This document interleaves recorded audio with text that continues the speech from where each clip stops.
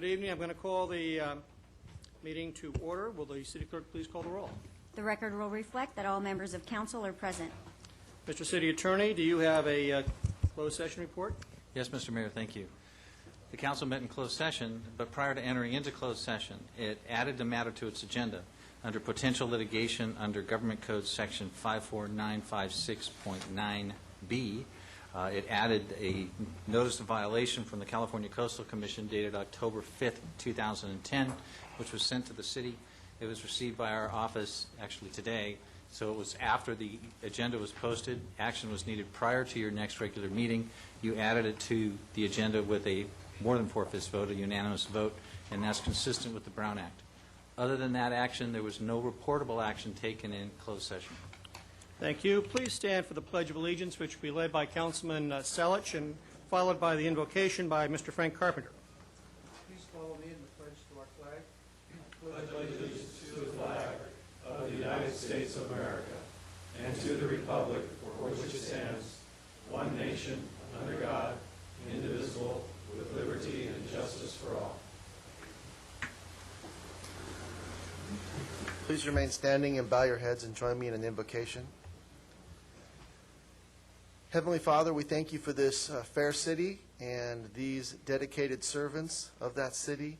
As we begin this evening, we just ask that you would give us patience and wisdom and inspiration, and that you would have the best interest, help us to have the best interest of our citizens at heart. And we just thank you that we are able to serve in this way. We pray in your name. Amen. Amen. Okay. There are no presentations this evening. I would note, however, that you'll see a different configuration of the staff here. This is an attempt to allow them to see the audience and perhaps interact better with the people who are here in the council chambers. Madam City Clerk, notice to the public. The city provides a yellow sign-in card to assist in the preparation of the minutes. The completion of the card is not required in order to address the council. Speakers must limit comments to 5 minutes on agenda items. The council has the discretion to extend or shorten the time limit on agenda or non-agenda items.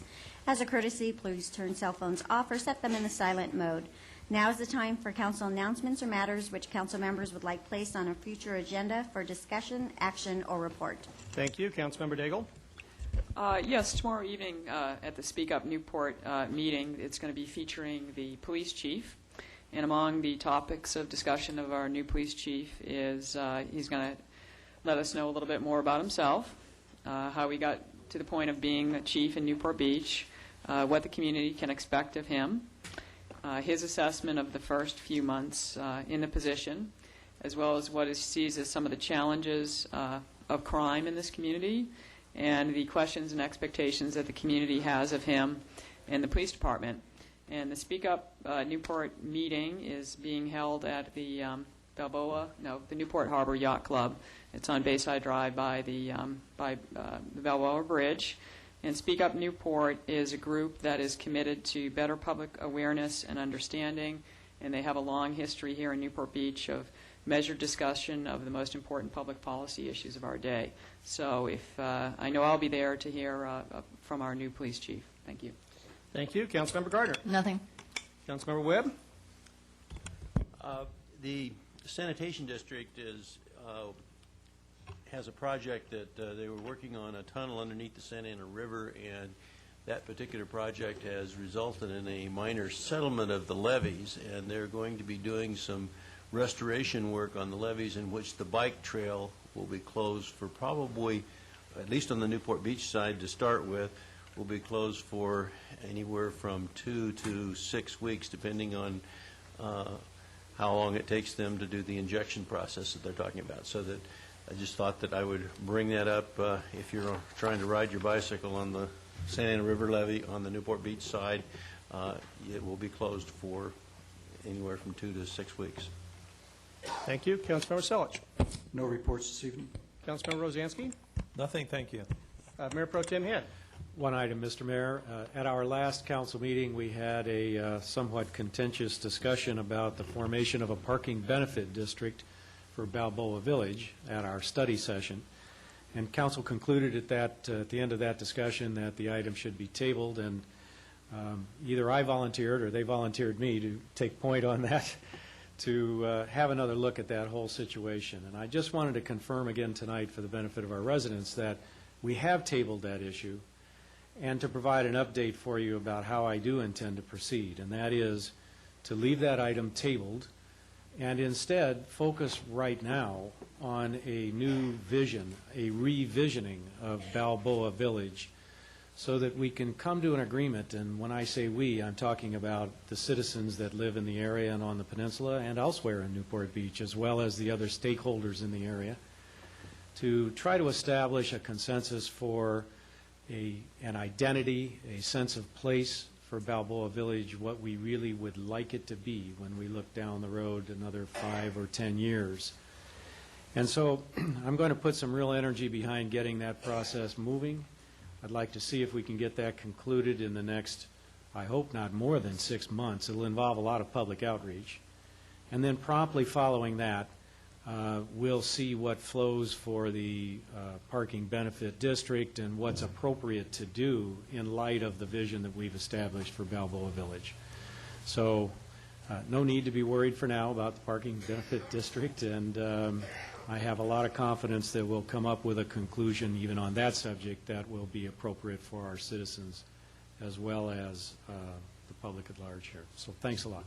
Thank you, Mr. Henn. I have a few items. First of all, last Saturday, we kicked off and had the ribbon cutting for the new Oasis Senior Center. If you've been out there, you know that this is a fabulous facility, one that I think the community is going to be very proud of for generations to come. And if you haven't been out there, I encourage you to go out and check it out. I'd also like to announce that on November 14th, the Newport Beach Boys and Girls Club will be holding their golf fundraiser at the Newport Beach Golf Course. A lot of professional athletes will be there. For more information, call 949-630-6737. I'd like to note two very historic people tonight with some brief comments. January 20th will mark the 50th anniversary of President John Kennedy's inaugural speech. His stirring call to ask not what your country can do for you, but what you can do for your country summoned a generation of young people, including me, into public service.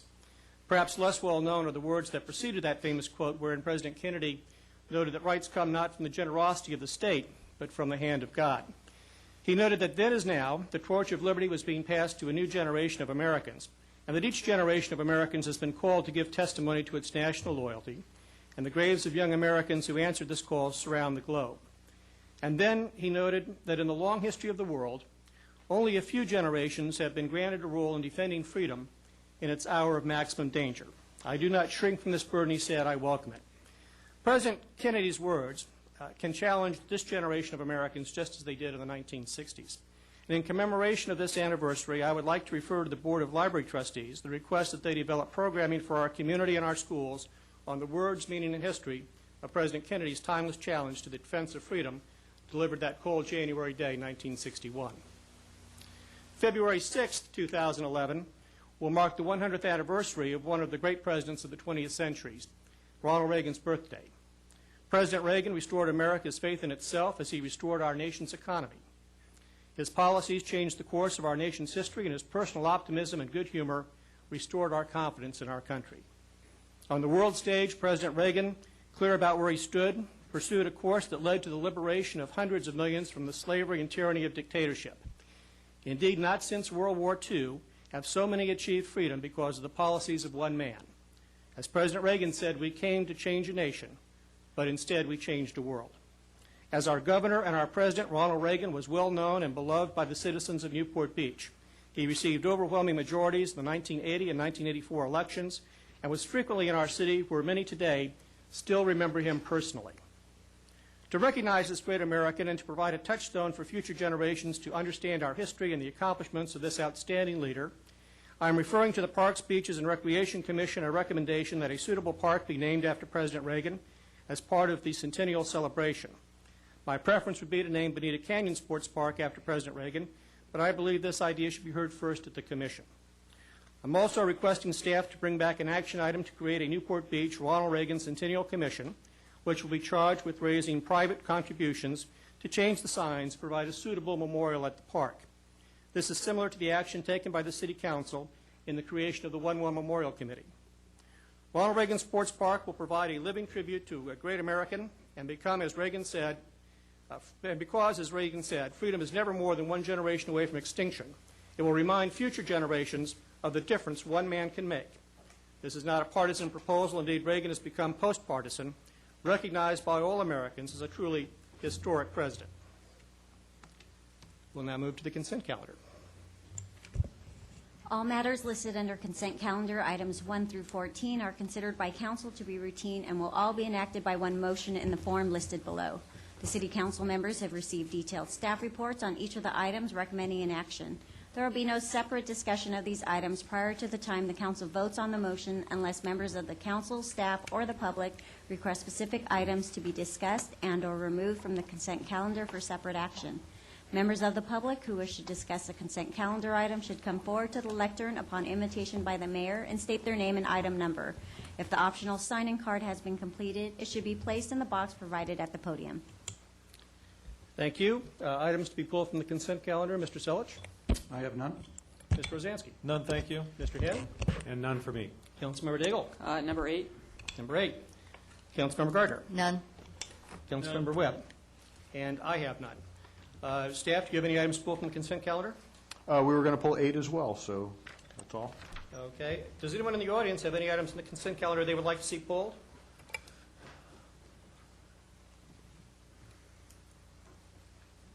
Yes. Hi, good evening, Mr. Mayor, council members. My name is Dolores Otting. Items number 3 and number 5, please. Thank you. 3 and 5. Okay. Mr. Nichols. Thank you, Dick Nichols, Corona Del Mar. I'll fill out one. I would like to, I believe 3 was pulled. It was. Okay. 5, 6, and 7 are related. I'd just like to find out about those in number 9.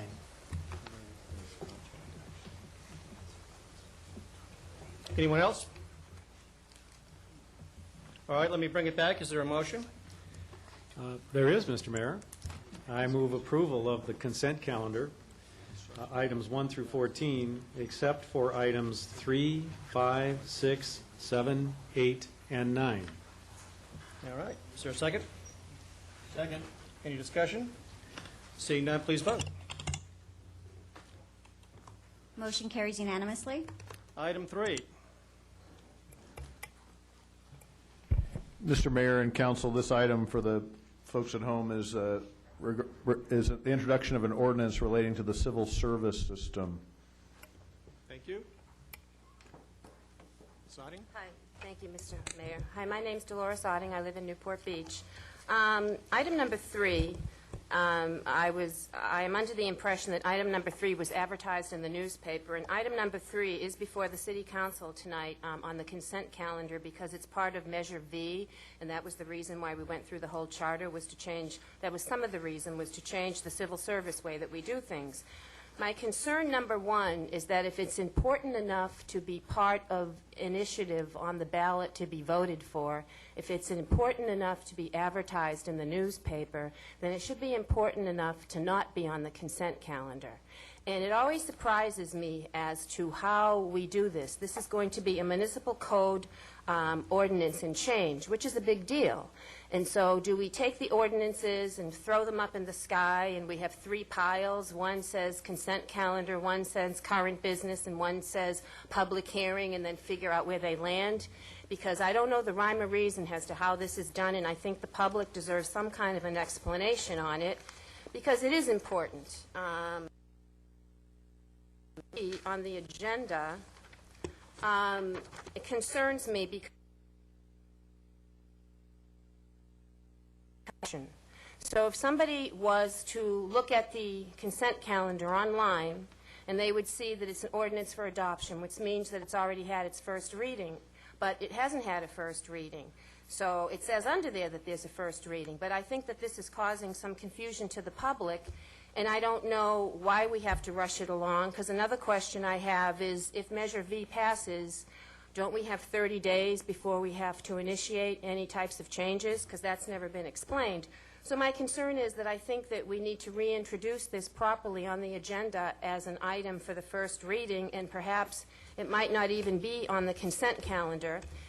Another item is that when I went to download all this on my computer, it froze a lot, and so I have a concern, and it would be nice if perhaps you could cut them up into batches like the zoning, so maybe you had 2 sections, because no one's going to read all this double-sided in one day in front of the computer anyway.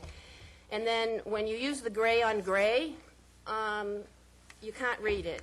And so my question also is that I'd like to know what is the process to hire a police chief and to hire a fire chief, because I don't understand it.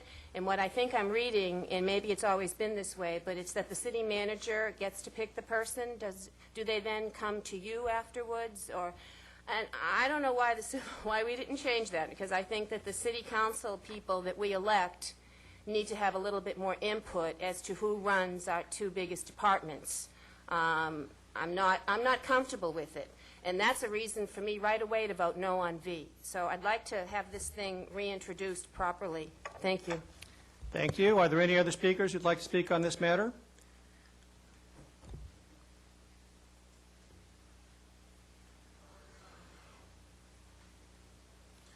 Dick Nichols, Corona Del Mar.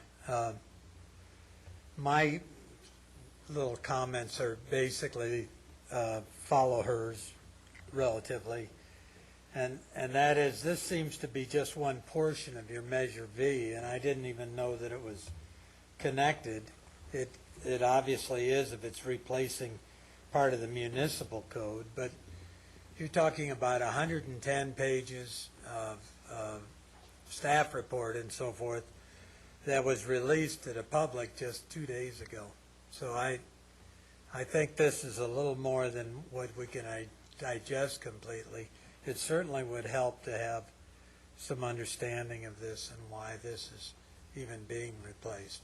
We've been existing pretty well in the city with the way we're operating, I thought. Thank you. Thank you. Are there any other speakers? Okay, seeing none, we'll bring it back to the council. Is there a motion? I move the recommended action. Is there a second? I'll second, but I would like to ask the city attorney to respond to a few of the questions that were raised here. I think that's an appropriate thing to do. Please. Thank you, Mr. Mayor. Just to address a number of the issues. First of all, this item does conditionally replace Chapter 2.24 of our municipal code, which is our civil service ordinance. The reason for the very thick staff report, and frankly that was my mistake because I included more historical documents than I was supposed to, I forgot. And what it is, they're historical documents because it's been vetted at the Charter Update Commission and the Civil Service Board through multiple hearings. My mistake, because it's almost an old item, that it seemed like almost a done deal. And I don't mean it that the council's action was not needed. This has been heard by the Charter Update Commission, the Civil Service Board in 3 different meetings, and we've also pre-negotiated and discussed and met and conferred with the affected associations, and they are okay with it. And so it's all been addressed and concerns, and there's no opposition that we were aware of to this matter. So that's probably why it went to consent agenda. You're allowed to do ordinances both for introduction and adoption on consent agenda unless otherwise required by the government code for things like taxes. So it is appropriate introduction. I see that hiring of police and fire chiefs is under our charter. It's the city manager's choice, responsibility, and authority that hires all department heads, including the police and fire chief. So that's not being changed. That is not changed at all. The procedures are simplified, however, in the ordinance to reduce some of the unnecessary steps that have evolved since the 1950s when the ordinance was originally passed. The changes, however, keep the Civil Service Board involved in the process for the hiring of the police chief and fire chief. But as under our charter, it has always been, the city manager ultimately has the authority to make that choice, and that's his sole authority. With respect to the size of the report, I've already addressed that, and it's properly before you. It's actually not making a lot of substantive changes, but it's updating the ordinance in order to address changes in the last 50 years of personnel development in the law.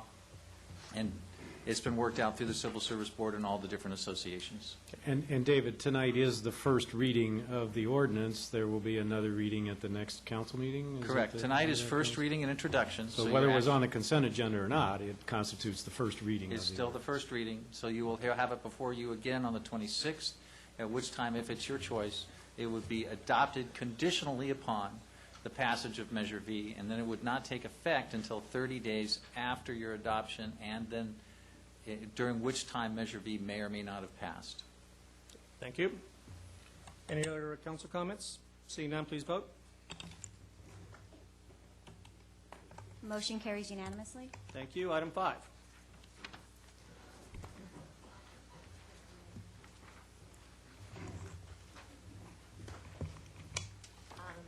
Hi, thank you. My name is Dolores Otting. I brought up item 5 because this is an example of when the city goes out to bid. Well, we have the Oasis project that came in, 25% less than what it should have been and saved us a lot of money. And on item number bid, the engineer's estimate was $1.7 million, and this item came in at 41% less, and so we're going to get this project done for $706,000. So we saved $1 million by going out to bid, and I want to commend the city and applaud them for doing that. Thank you. Thank you. Mr. Nichols? I tied together 5, 6, and 7 because it's not clear how they differ. They're all involving both San Diego Creek bridges and the Goldenrod pedestrian bridge overcrossing. And I would just like to get some kind of an idea of what you're talking about, because if you start adding this up, you got 71,000 in pot 1 and 186,000 in pot 2 and 55 in the third pot, and it seems to me that they ought to be divided up by projects instead of the way they are, and I would like to just understand what you're doing. Thank you. Thank you. Are there any other speakers on this matter? All right, seeing none, I'm going to bring it back to the City Council. Is there a motion? Yeah, let's get a motion first. Is there a motion? I'll move the item. Items moved and seconded. Mr. Beadham, would you like to respond to the issues raised by Mr. Nichols? Sure. Thank you, Mayor and members of council. The three items are here. They're split up for pretty good purpose. The first contract, which is the construction. This is the actual contractor which will do the seismic retrofit. The second contract with the AECOM is the contract manager, the firm that's going to actually manage the construction of this contract. And the third contract is for the environmental services to do all the biological monitoring that's required as a condition of all the coastal permits and water quality permits and permits with fish and game and the Corps of Engineers. So all three of these contracts are being funded under the state seismic retrofit program. So they're all being funded with state dollars, not city dollars. Thank you. I have a question. On the contract under number 6, the construction management contract, it seems like the percentage relationship is awfully high. I mean, it's about 26. The contract we're letting is for $706,000, and the management of the contract is almost $187,000. It's about 26%. It seems like that's a little out of whack. Well, I guess without going into the actual into the weeds with this, the general reason for more costs is because of all the permitting and the managing of the more complex issues of going over the water, all the permitting agencies that have to be dealt with, all the reporting that has to be done in conjunction with those. So, unless Dave Webb has any more to add to Were any that. of the other bids lower than this bid, even though, because I know they were like second or something? Well, the management is professional services, so it was quality-based selection. We had several firms that were involved. We had 5 statements of qualifications. We had 5 proposals that we reviewed.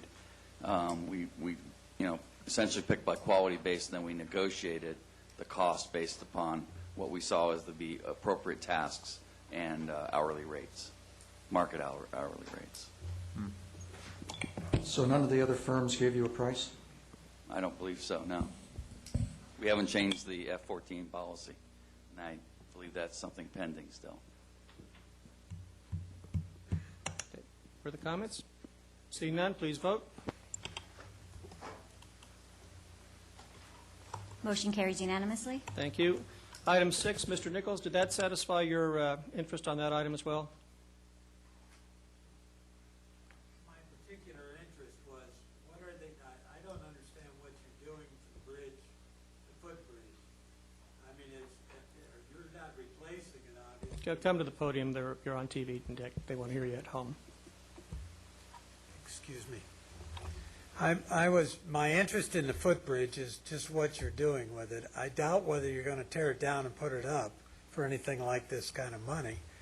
And so I wondered what, this seems like you're just doing some tests, and that's what I'm trying to find out, if, just what are you testing for, or what are you looking at in the footbridge?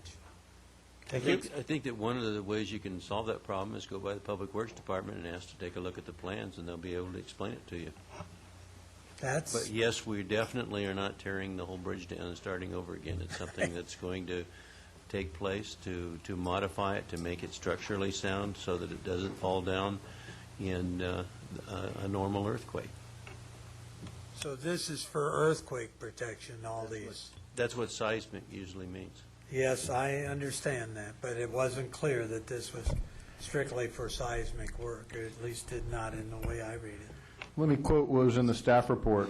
For Goldenrod pedestrian overcrossing, the retrofit consists of retrofitting the fixed and expansion bents, retrofitting the abutments, and wrapping the columns in steel casings. That's on page 2. Thank you. Any other speakers on this matter? Okay, is there a motion on item 6? I move item 6 as recommendation. Second. Is there any further discussion? Seeing none, please vote. Motion carries unanimously. Item 7. Is there anyone in the public wishing to speak on item 7? Move the item. Seeing none. Second. Motion second, please vote. Motion carries unanimously.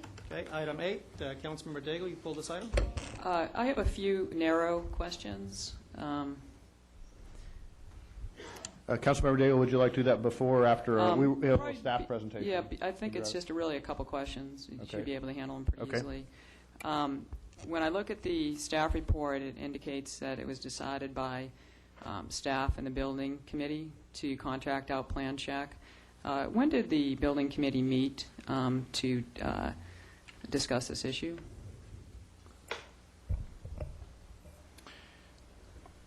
Councilmember Daigle, this was actually city staff's decision with consultation with the building committee. I'd have to go back in the calendar to figure out what actual date the committee met, but it's something that's up to the city manager to be able to do with the contract as issued. And was it a unanimous decision by the building committee? Again, I didn't ask them to specifically give me guidance there. We just discussed the item. Okay. And then, as a matter of protocol, in the future, how will the committee's actions be reported to the council? My expectation is that the committee members, when they have a update they feel needs to be brought to the council relating to the Civic Center project, they'll make that themselves. As you probably know, the city council itself has approved the design development documents and and the contract for CW Driver and the contract for BCJ, and that we're kind of just working under those existing contracts. And the next step that you'll see will come up in November and December and January when the bids start to come in. Thank you. Any other members of the council? Is there any member of the audience who'd like to speak on item 8? Please come forward.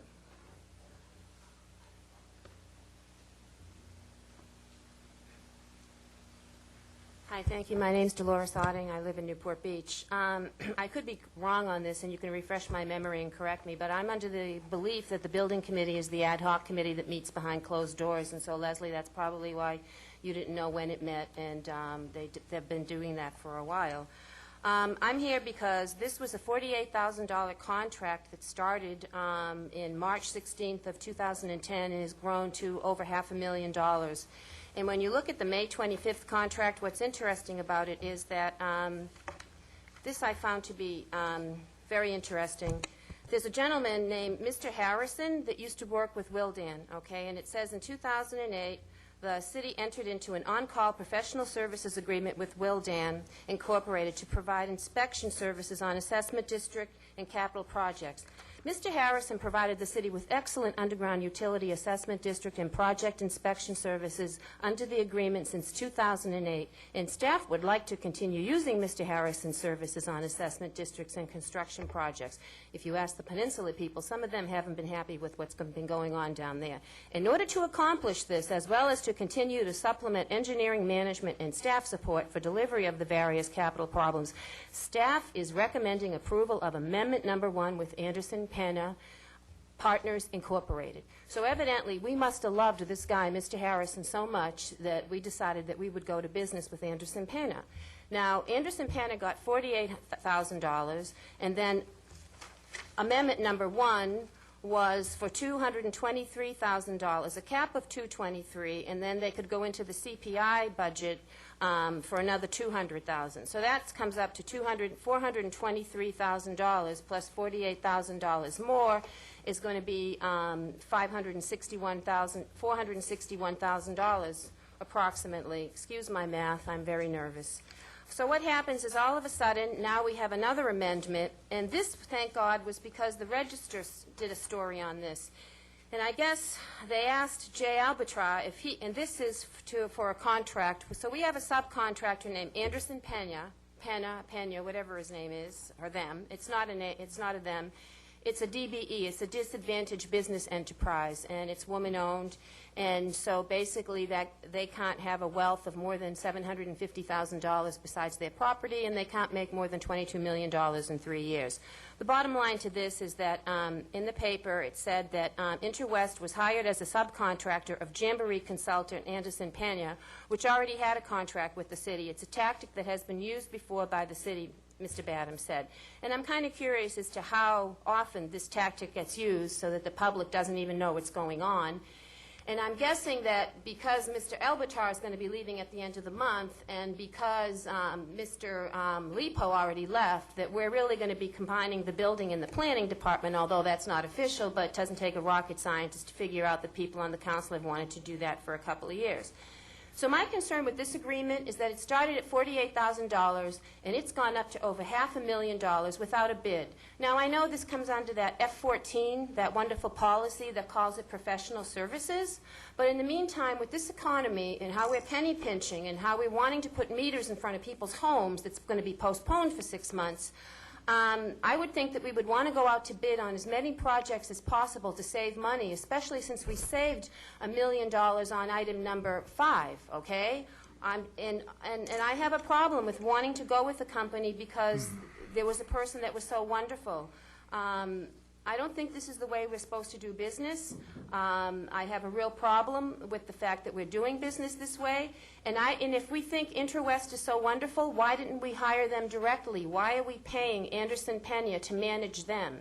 And when you look at Anderson-Penna, I'd like to know how they operate, because they kind of look like a management company that you can see online how many employees they have. But then do they get a bunch of subcontractors that come in and then they manage them? I mean, there's a lot of concern. I don't think we did a good job on this. I don't think we're supposed to tell people that we do this on occasion. I think we're supposed to know what we're doing.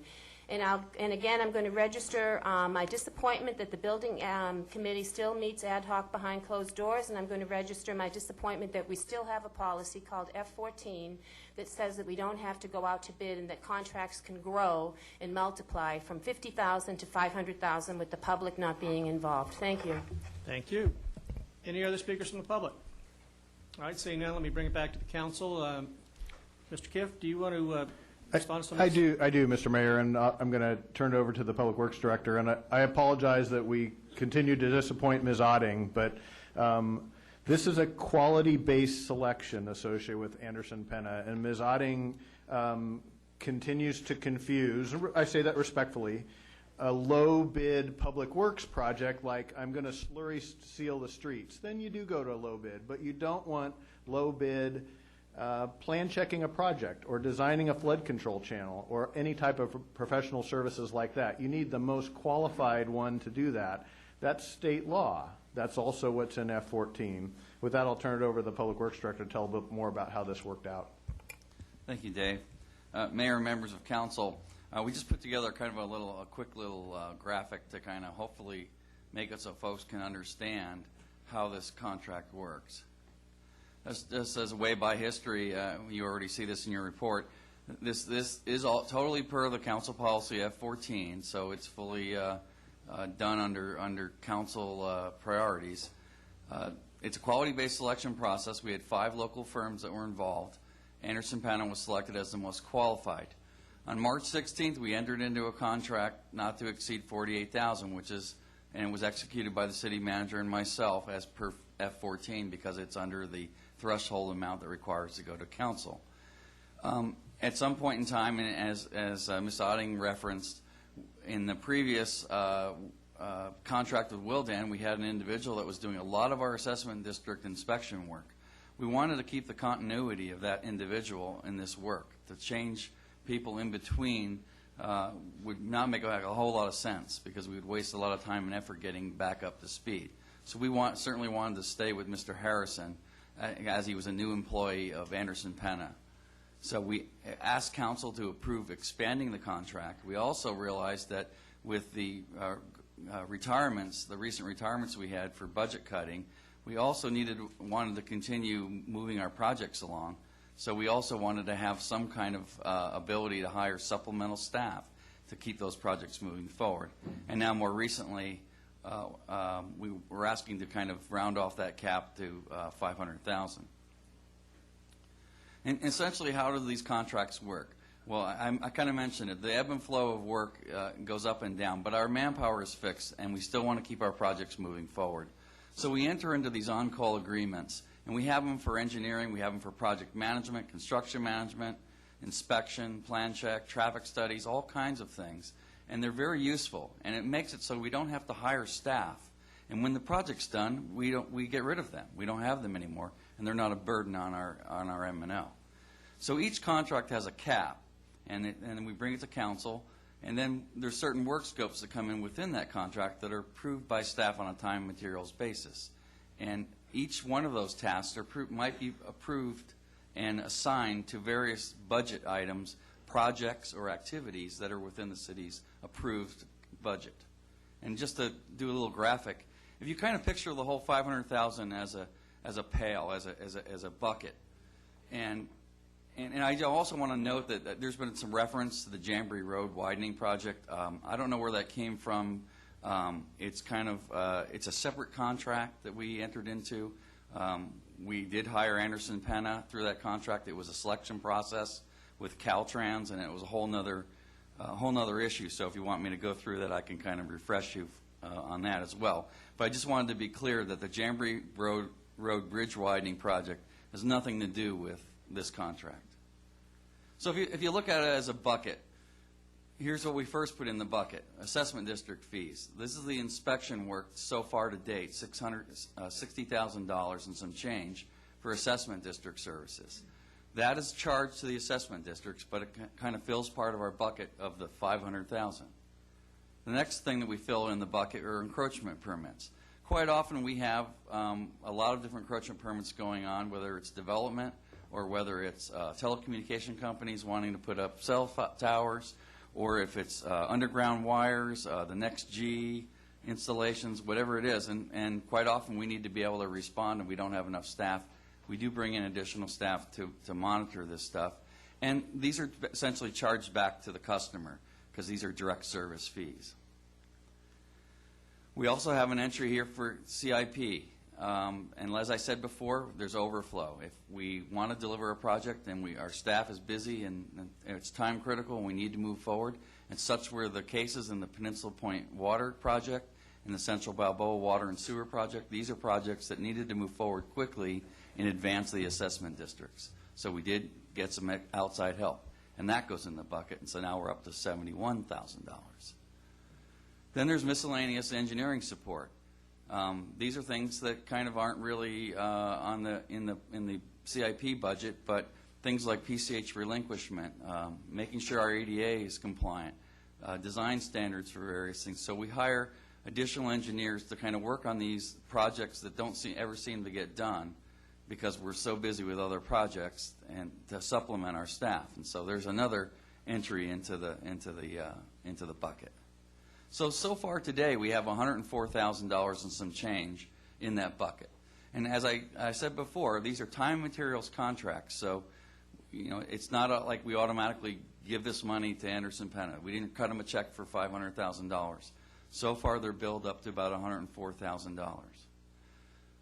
So to keep the Civic Center project moving forward, we said, well, we could use some help on our plan check.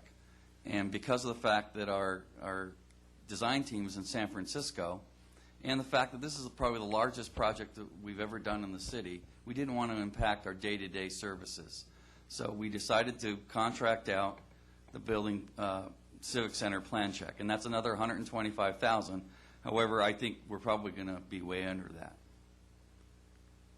So far, we're, you know, this is, and what I'm showing here now is what's left. In the gray is what we have left that we have not billed for, and we won't bill for if we can possibly avoid it.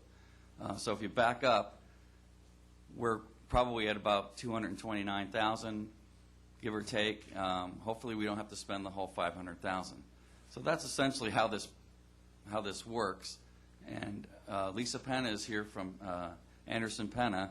If you have any questions regarding her firm and the services she provides. Mr. Mayor.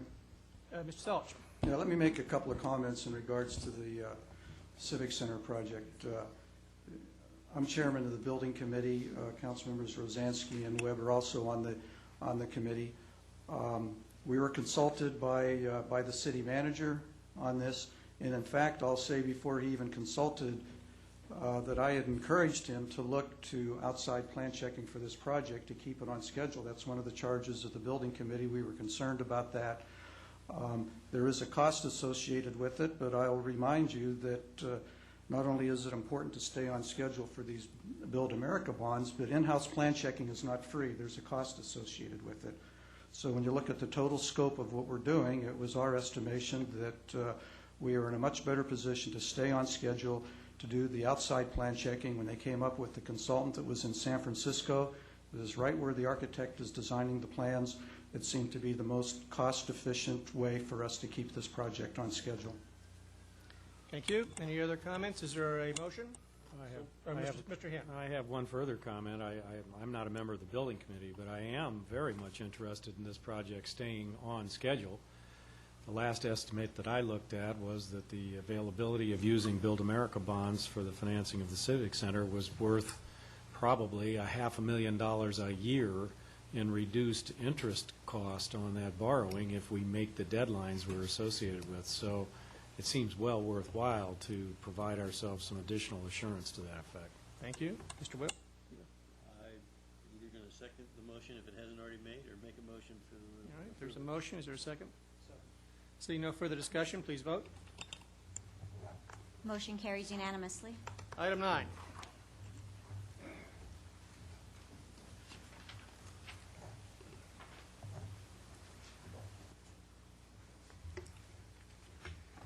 Item 9 is a traffic signal. State your name, please, Dick. Oh, Dick Nichols, Corona Del Mar. Item 9 is a traffic signal modernization study, and typically your traffic signal studies are to find out whether all the lights you have take care of the things properly and make it work, and what speeds you got and how much traffic you're going to put, and so forth and so on. Okay, so I would refer to your diagram that shows Newport Center. And I noticed immediately that many of the traffic lights that were at the boundaries of this project, which is where you get your traffic into and out of Newport Center and everything associated with it, are not in the study. More than that, this study is almost directly tied to the City Hall project, in that you're trying to show that now that we've taken out Farallon across to MacArthur from Avocado, which is how a lot of the traffic could come down, then MacArthur, go across Farallon and go to the parking lots up that way, or come from the center and go into the parking lot, come out of that, go back onto MacArthur and be relieved without further having to go all the way through the center. As it is now, traffic coming down MacArthur goes across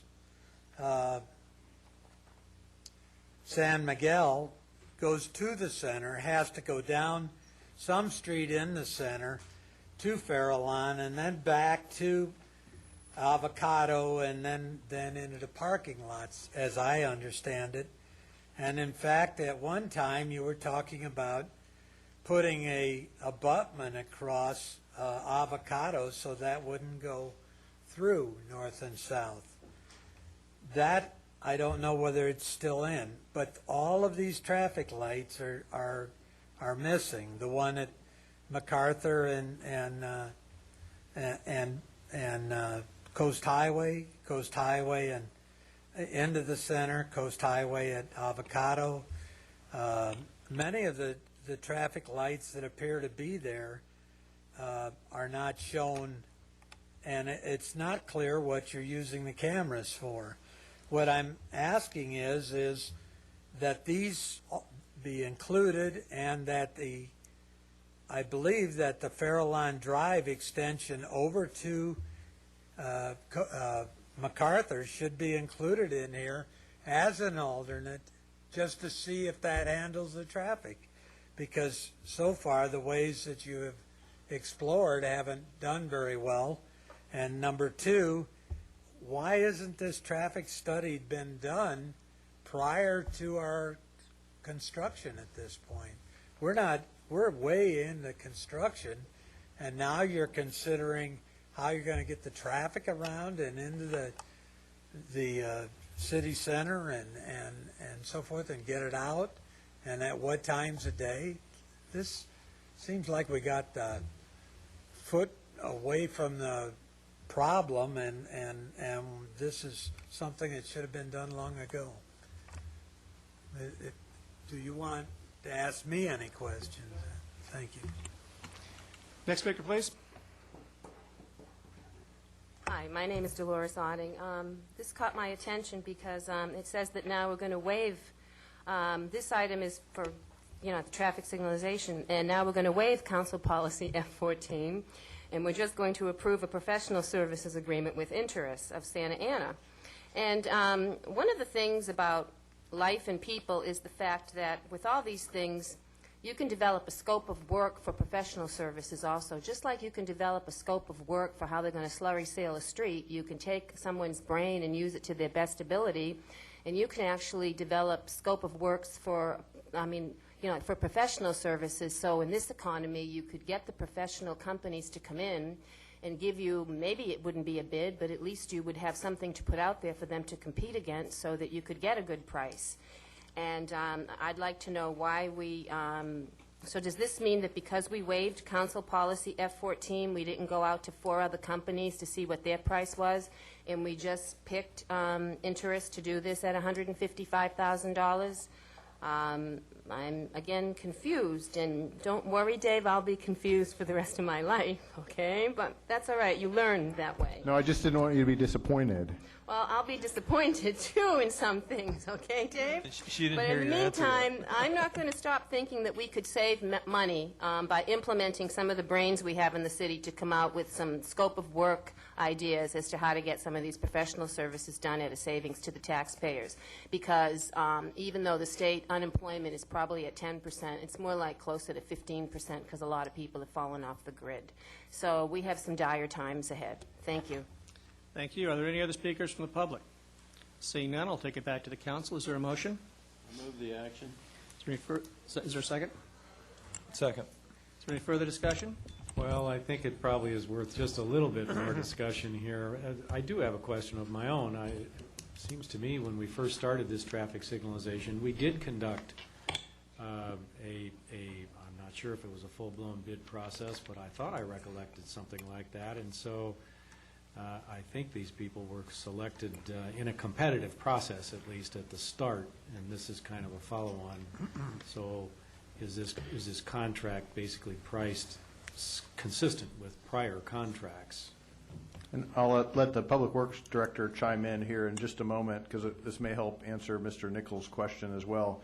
This is Phase 5 of a process that, as the council knows and as the community knows, has been underway a long time. And that is, we look at certain areas of the community and we, whether we have the ability through Caltrans or whether we own the street lights in that intersection, we add them to the project and work based on that. We also work based on available funds.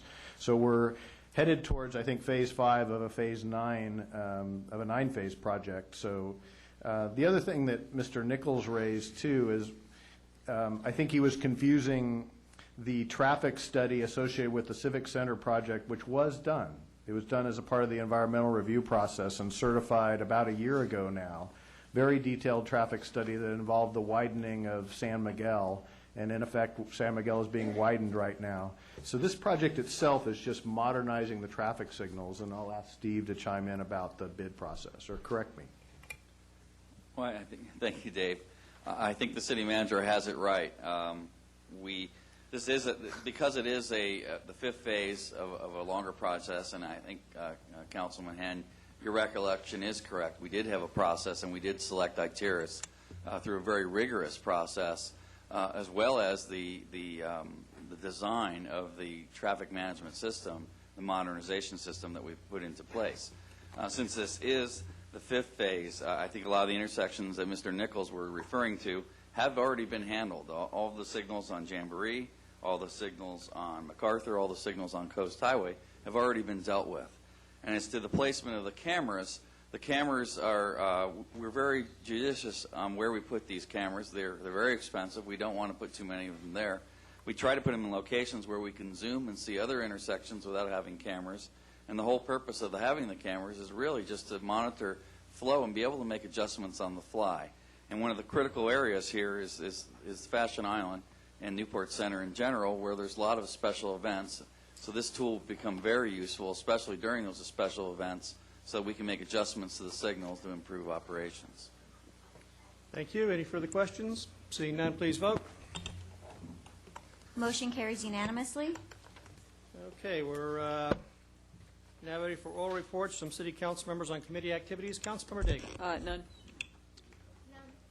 Councilmember Webb. Councilmember Selge. The Building Committee has no reports this evening. Thank you. Mr. Rosansky. None, thank you. Mayor Pro Tem Hack. We did have a Finance Committee meeting the other day at which we reviewed the parking management request for qualifications, and I regard that as a very exciting opportunity for the city that has the potential for seven-figure benefit to our budget and perhaps also to our capital expenditure budget. And so we're very excited for that to move forward and to see what the results are.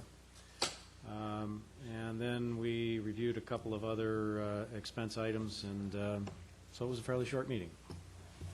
Thank you. Under the auspices of charter review, I just point out that there is an anonymous email circulating in the city encouraging people to, and it says here, regarding Measure V. It says that Measure V would allow the city to raise an additional property taxes $1 per $100 of assessed valuation to fund future pensions. Now, the fact of it is, that's exactly wrong. It does the opposite. That language is in the charter now, and it takes it out. So someone is circulating anonymous emails that are diametrically false and contrary to what the measure is doing. Don't take my word for it. Read it yourself. Read what the city attorney's analysis is. But if you get one of these anonymous emails, understand that it's completely wrong. And I'm also pleased to note that the Orange County Taxpayers Association have endorsed Measure V this week as well. I'd also note that the Orange County Register endorsed Measure V, so it does have the conservative seal of approval. If that's what the Orange County Register provides. Thank you. Okay.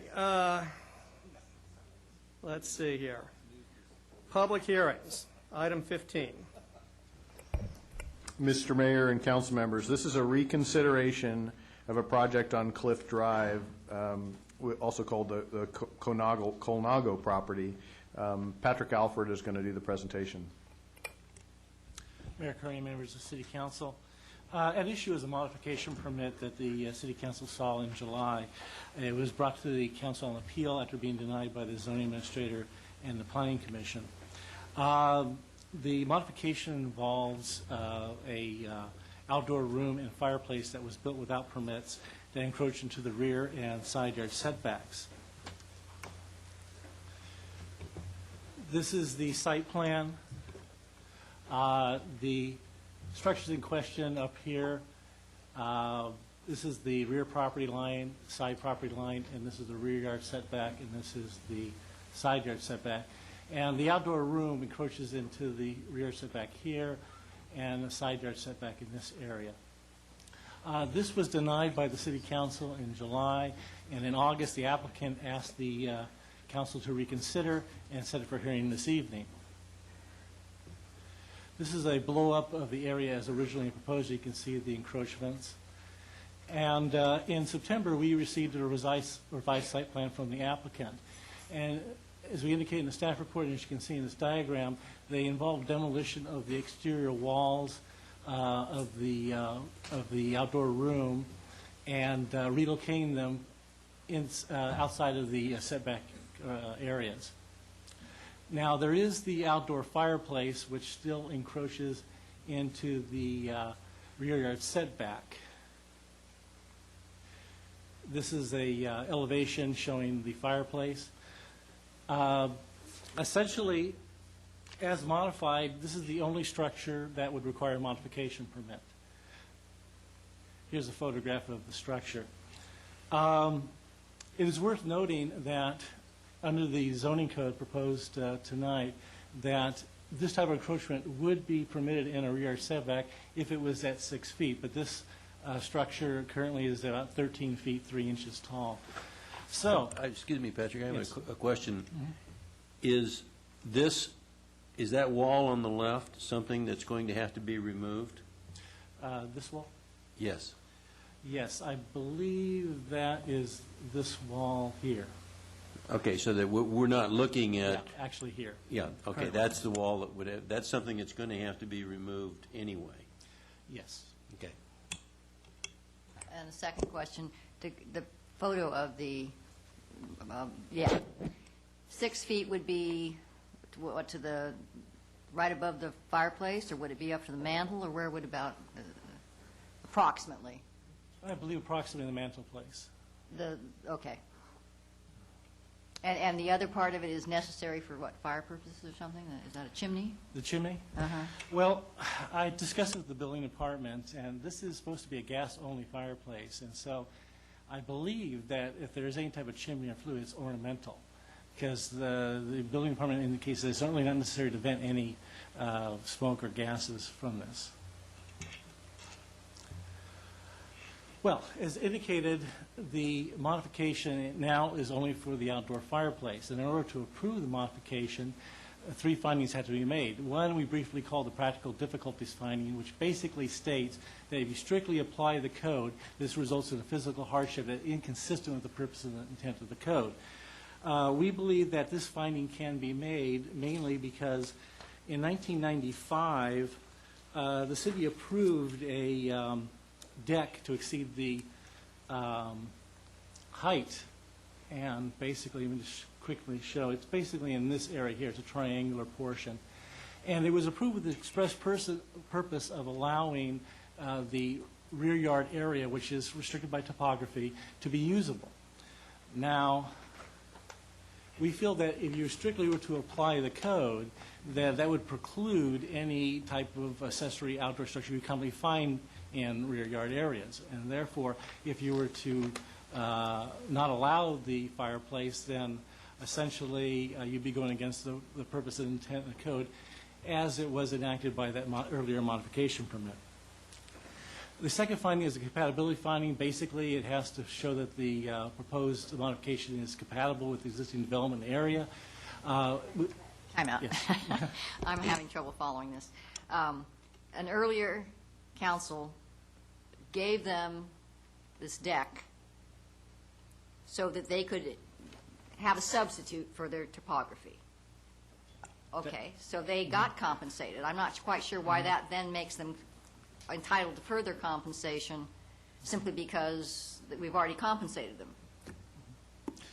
Well, again, the point is that the by the very nature of this deck, it is over the height limit currently, so you couldn't have any type of structures that you would commonly allow in that rear yard setback, or the rear yard itself for that matter. Therefore, if you were basically to prohibit those uses, you would go against the intent of the code, as was visualized by this modification. And just incidentally, it was not the city council, it was then the modifications committee which approved that. I understand the point.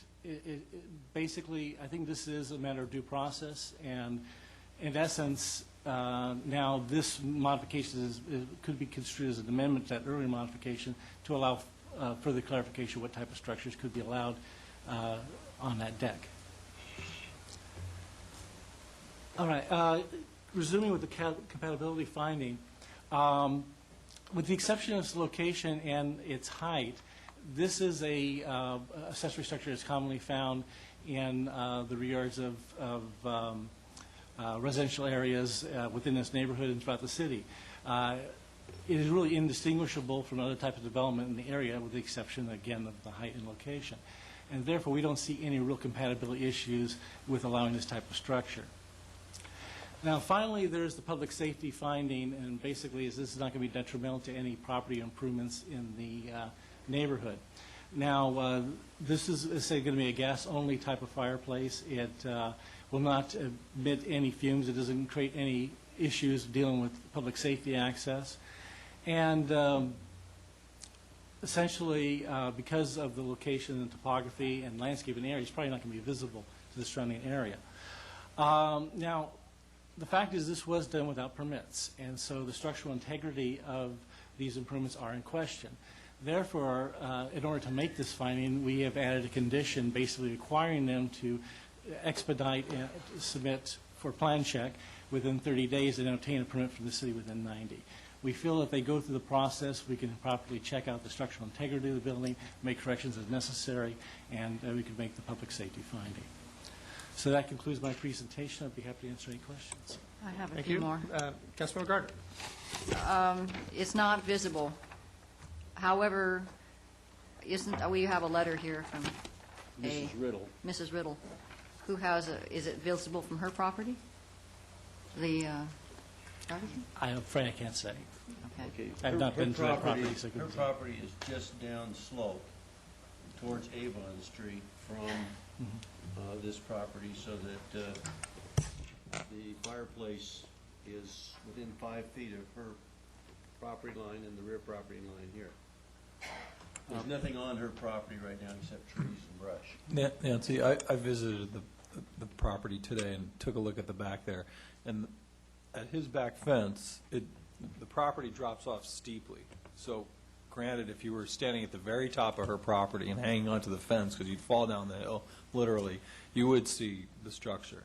But from anywhere on the property, really where you'd be Can you turn the lights off so we can see? positioned, oh yeah, here we go. It would be almost, yeah, I mean, if you were down below. Okay, what am I looking at? You're looking up at the property here in question, and the structure is actually screened by the landscaping that's there.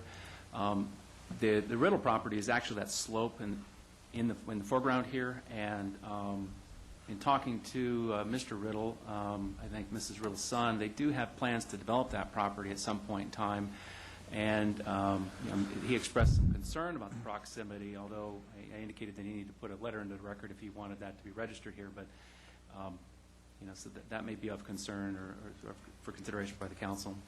Is there any, I mean, I look at it, I'm convinced from you, if you've been there, it's okay, it's not a problem to see, but why does it have to be 15 feet? I guess if we're saying the new zoning code says, hey, we probably could put it there, but it would be 6 feet. Does that ruin it aesthetically or practically or any other way?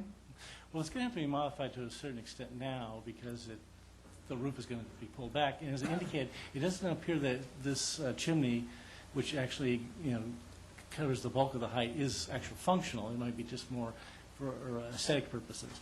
And we did include as an alternative action by the council that you could require that the fireplace be modified to conform to the 6-foot height limit proposed under the code. I just have a concern because we are talking about changing the zoning, and I've gotten complaints every so often about somebody builds a barbecue and it's big and it blocks a view, and we don't protect private views, but still, all of a sudden you've got to.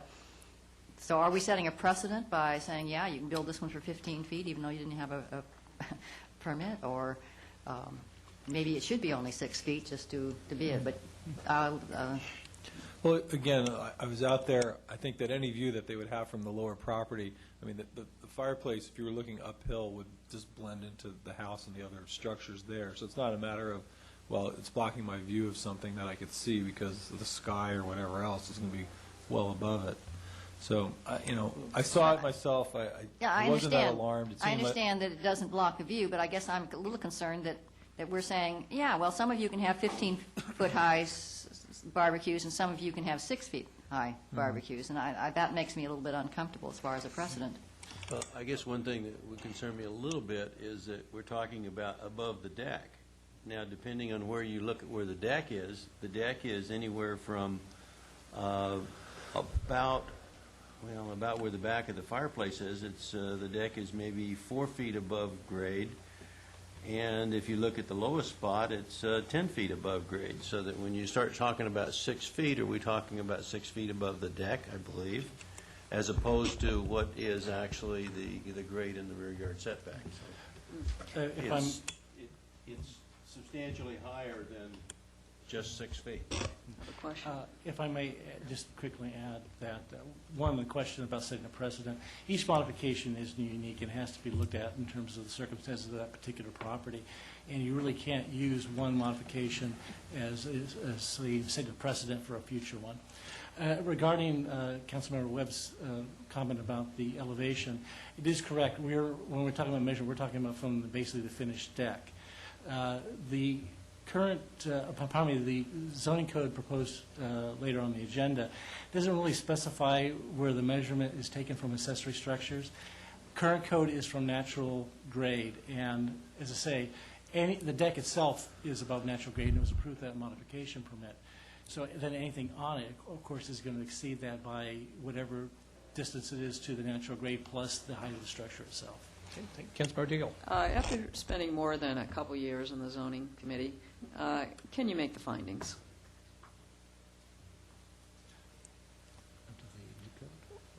She wants to know, can you justify the findings? Yeah, can you make the findings? I think Patrick already did that. That's what he was saying in that. The question I was asking whether we're talking about under the new code proposed tonight or current code. How about either code? Well, as indicated, we feel that the findings can be made. Okay. The most difficult finding in any modification permit is the so-called practical difficulties finding, because in most cases this eliminates the ones where is required as something that someone just wants to have. And again, going back to that 1995 modification approval, they did approve this deck that exceeds the height limit with the express purpose that the site right now is constrained mainly to the topography. Therefore, if you put anything on it, it's probably going to exceed the height limit. And we feel that goes against the purpose and intent of the code. Regarding the other two findings, we think it is compatible with the area and that it does not present any public safety issues if it is properly vetted through the plan check process. Mr. Solich? Yeah.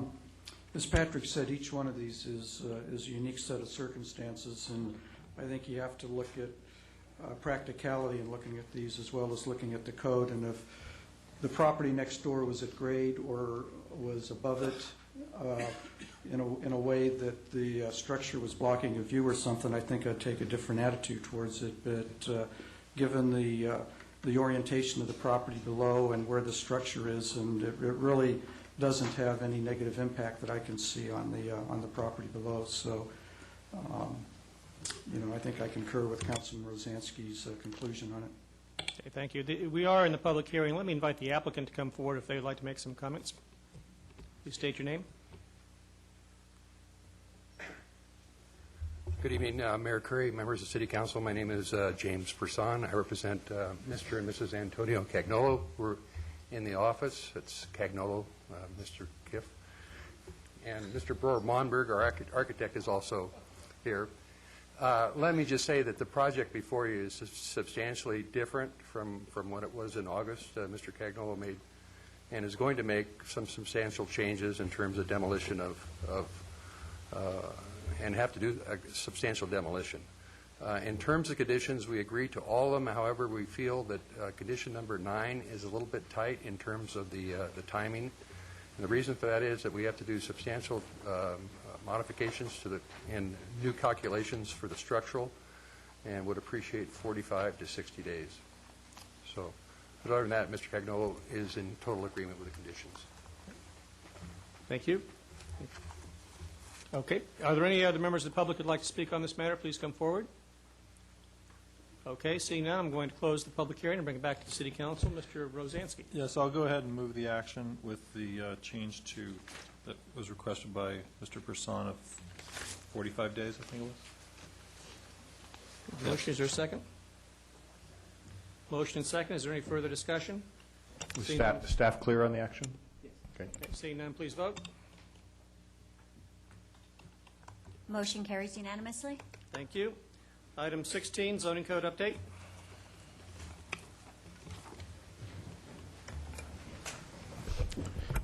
Mr. Mayor and council members, this is a long-awaited evening to consider the adoption of a negative deck associated with the update to the zoning code, as well as the introduction and first reading of the ordinance which would enact it. So a number of, 3 of you on your council have worked hard on this, as has Greg Ramirez and Jim Campbell, and I'll turn it over to Jim for the staff presentation.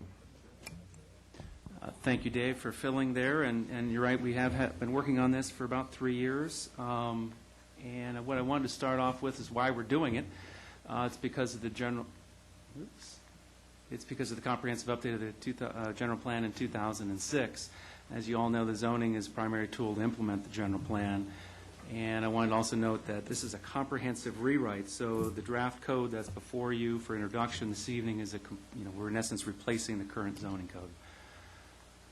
Code development, as Dave put, we've been working on this for 3 years under the General Plan LCP Implementation Committee, Councilmember Daigle, Selich, and Webb, Commissioners Eaton, Hawkins, and Torge, advisory group. We held over 45 meetings, public meetings. We reviewed 3 drafts of the code, and it was an iterative process. Planning Commission conducted a study session and several public hearings. We had numerous public comments received at the hearings and provided some additional guidance and some changes, which we'll get into in a moment. Public participation, community groups. We met with Corona Del Mar Residents Association, the Restaurant Bid, Chamber of Commerce, Mariners Mile, Speak Up Newport. At each point, we got input and we provided education. We also discussed it with the Economic Development Committee and the Harbor Commission, again, providing education and receiving input. Public outreach, we had several meetings, basically revolving around residential standards with Corona Del Mar and West Newport and the property owners within the Bluff Overlay District of Corona Del Mar. Again, providing education and providing and getting valuable feedback, especially in this area here. Now, as you recall, we had some changes that the Planning Commission made and that are in the draft tonight. The draft here tonight is actually a final copy. It incorporates the Planning Commission's suggested changes from the Airport Land Use Commission, City Council changes directed at the study session back on February 14th. That really related to the residential design standards. And there were some last changes that were made to the Bluff Overlay Districts for Irvine Terrace. I think we missed the particular standard that Irvine Terrace was looking for, and with Mr. Selich's assistance, we met again with Irvine Terrace Homeowners Association to incorporate that. It's really to hold those buildings in line on the bluff edge, if you will, consistent with what they do. The Airport Land Use Commission, an ordinance in this area requires the review of the Airport Land Use Commission, and they did provide their review, and they had some substantive changes which have been incorporated into the document. as I indicated, it's a comprehensive update of the general plan. All the zoning designations are consistent with the general plan. So when we have neighborhood commercial in the general plan, we have neighborhood commercial in the zoning code. We've got mixed use in Mariners Mile. We've got a mixed use designation for Mariners Mile. Santa Ana Heights specific plan has been retained. It's really now come in this part number 9, and it's the only specific plan that's being retained. And there really are no substantive changes. We did have to make a few edits to it to in essence, make it convert to the new numeric system for the revised code. We had to make one process change. It requires use permits for the planning director, and we've converted all the use permits to the zoning administrator, and the planning director doesn't issue use permits. So we made those very minor changes. The Bluff Overlay District, and I do want to get into the Bluff Overlay District in a little more specifically in a moment, but in Corona Del Mar we've got policies in the general plan that talk about preservation of the bluffs, and this was one area where we spent a lot of time on, and unfortunately we made one small change, or error, if you will. The Planning Commission had a recommendation to change this one particular bluff overlay on 401 Avocado Avenue, and I'm going to show you some slides of that specifically. The committee version had, and we have copies at your chair and for the public, but on 401 Avocado, the LCP committee recommended a 35-foot contour, and the Planning Commission recommended a 50-foot contour. We're going to show that to you in a moment. The draft that you have before you does not reflect the Planning Commission's recommendations, and it should. You'll also hear from someone in the audience who wants this changed back, so we're going to get into this specifically in a moment. I just had a question when we're talking about bluff overlays. Yes. The Buck Gully and Morning Canyon, are they just referred to in the maps? Is that, or is there another section? That's actually going to be a canyon overlay, and that's not included in here. All right, so it wasn't there. All right. Yeah, and that's going to be some subsequent work that we're going to have to follow up with at a later point, so thank you for asking that one. Going to move on into some of the notable improvements. Again, we're going to come back and talk about that one property on Avocado. We've had updated use classifications and definitions, simplified our eating and drinking establishments. At 11 o'clock in the evening, everything's going to be going to the Planning Commission, but if a restaurant closes before 11 o'clock, and if it's not located within 500 feet of a residential district, the draft code actually suggests that that use permit, or be a minor use permit, go to the zoning administrator. And so that's a change here. It simplifies the standards, but given the fact that most of our restaurants are late night hours and close to residential, the Planning Commission will be still reviewing these.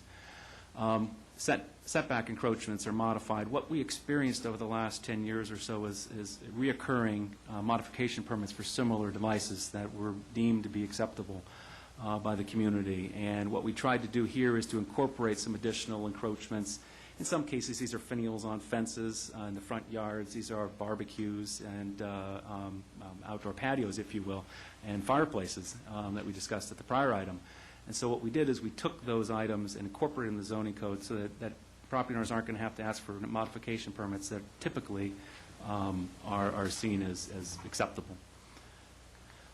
Simplified determination of grade. Today we use the natural grade concept, which requires us to look at the grade under every portion of a building. And so on a sloping roof, the left side of the house might comply and the right side of the house does not.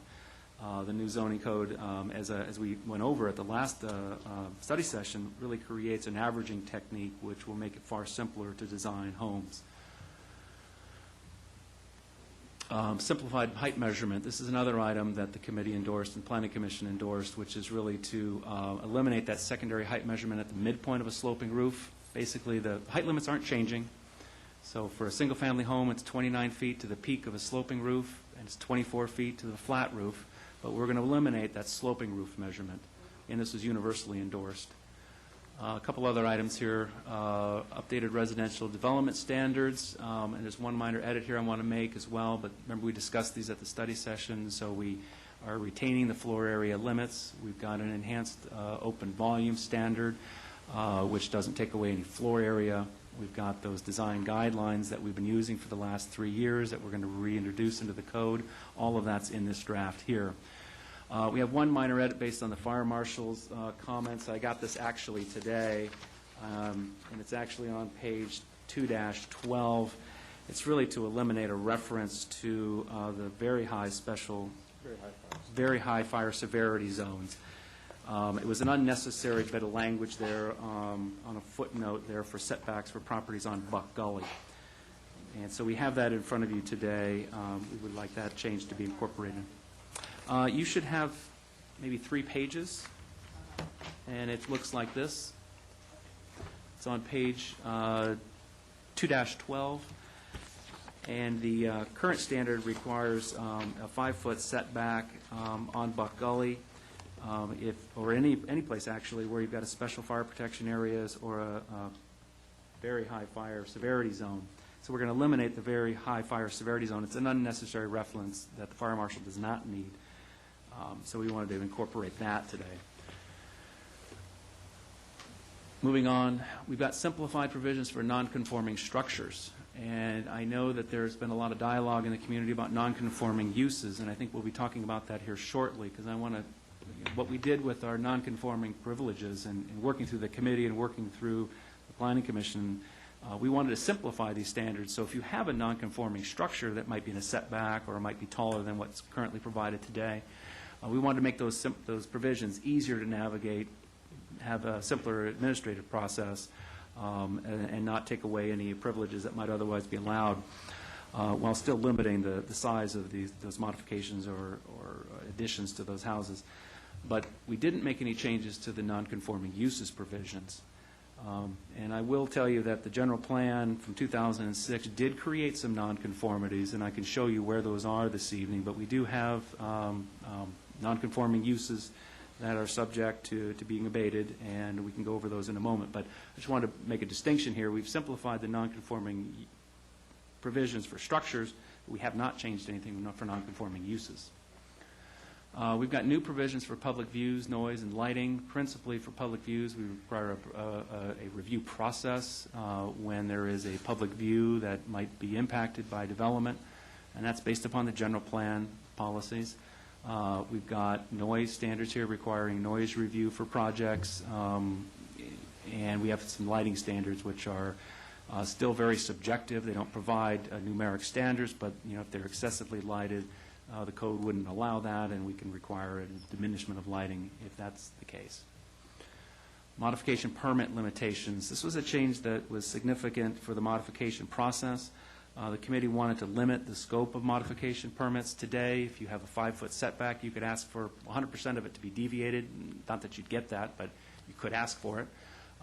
But the committee and the Planning Commission did concur with a limitation of 10%. So if you have a 10-foot rear yard setback, you can only ask for 1 foot of deviation under the new provision. Now that will probably limit modification permits in the future. We might get a few more variances, but that might be the limit of that. That's a significant change. And we've got updated administrative procedures as well. We have a new application called the Site Development Permit. This is really a design-oriented application for those mixed-use projects that we're going to be seeing in Mariners Mile and in other areas. And we have a Plan Development Permit. This is really kind of a flexible tool for a larger project to come in and maybe design something that might be a little bit outside the box thinking, doesn't strictly meet our standards, but if it's a good project, we can review it without having the stigma of all these variances and other deviations. So these are two new administrative procedures that are created. I want to touch upon one other item. We've got projects in the pipeline, and when is this code going to be effective? And we've got some provisions in the draft ordinance here that these 4 classes of permits would allow to proceed forward based upon the current code, and we'd have to make findings of consistency with the current code, or in this case, in the first bullet point, past discretionary actions. You may have had a project approved 6 months ago. We want to allow that project to continue, even if it doesn't comply with the new code. But provided it complies with the approvals that we've granted in the past code, we're going to be fine with that. Ministerial building permits, we want to allow them to go forward. We've got projects that are being designed today based upon the old code. And if we tell them today that they have to comply with the new code, they may have to go through a significant redesign and expense, and we wanted to avoid that. And then projects under construction, obviously, are going to continue forward under the current permits. Now, when the code does become effective, anyone could take advantage of the new code. Again, it will be 30 days after a second reading. If somebody wants to redesign their project to comply with the current code or the proposed code and take advantage of those provisions, that'd be great. But if you're operating under any of these options here, they would be allowed to continue even under the old rules. I maybe want to step back and talk about 401. And this is not advancing. 401 Avocado. Let me look at 401 Avocado first with the map exhibit. This is part of our bluff overlay maps. In Part 8, you'll find a series of maps that show the bluff overlay. It's really in Corona Del Mar, starting in Irvine Terrace, Avocado, Pacific, Carnation, and it goes all the way through Corona Del Mar down to Cameo Shores. But this is one map, and there's been discussion about this one property, 401 Avocado. As I indicated, the committee draft indicated a 35-foot contour here, meaning development could occupy the shaded area and not occupy the hatched area. Now, the committee draft indicated a 35-foot contour, which is below what's depicted here. The current draft that you have actually is incorrect. It doesn't reflect the Planning Commission's recommendation, which is up on the screen, which is a 50-foot contour, which is here.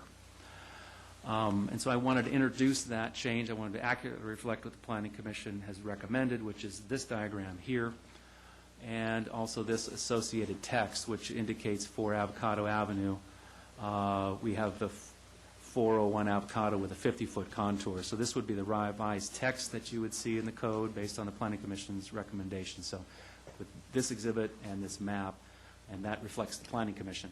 Now, you will receive some testimony this evening from the property owner's representative suggesting that we go back to the 35-foot contour. I don't mean to make their presentation for them, but you'll be hearing from them shortly here.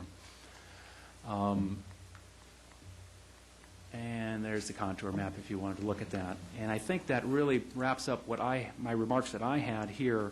And if the council has any particular questions, we're prepared to bring up any particular code section or go to any particular page that you might like.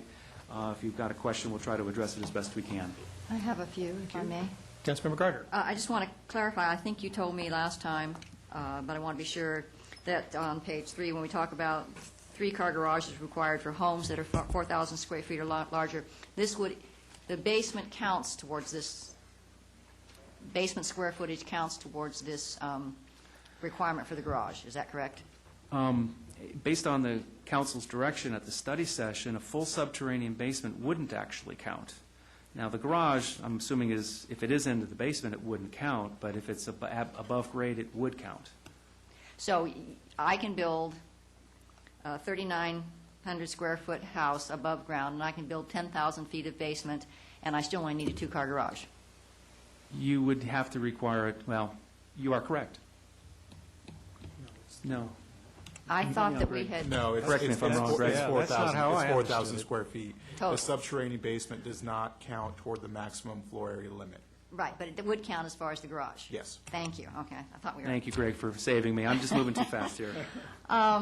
Page, in the zoning code book itself, 3-21. I just have to say that our public view protection is pretty wishy-washy. It looks like we haven't learned anything from our experience with Begonia Park. I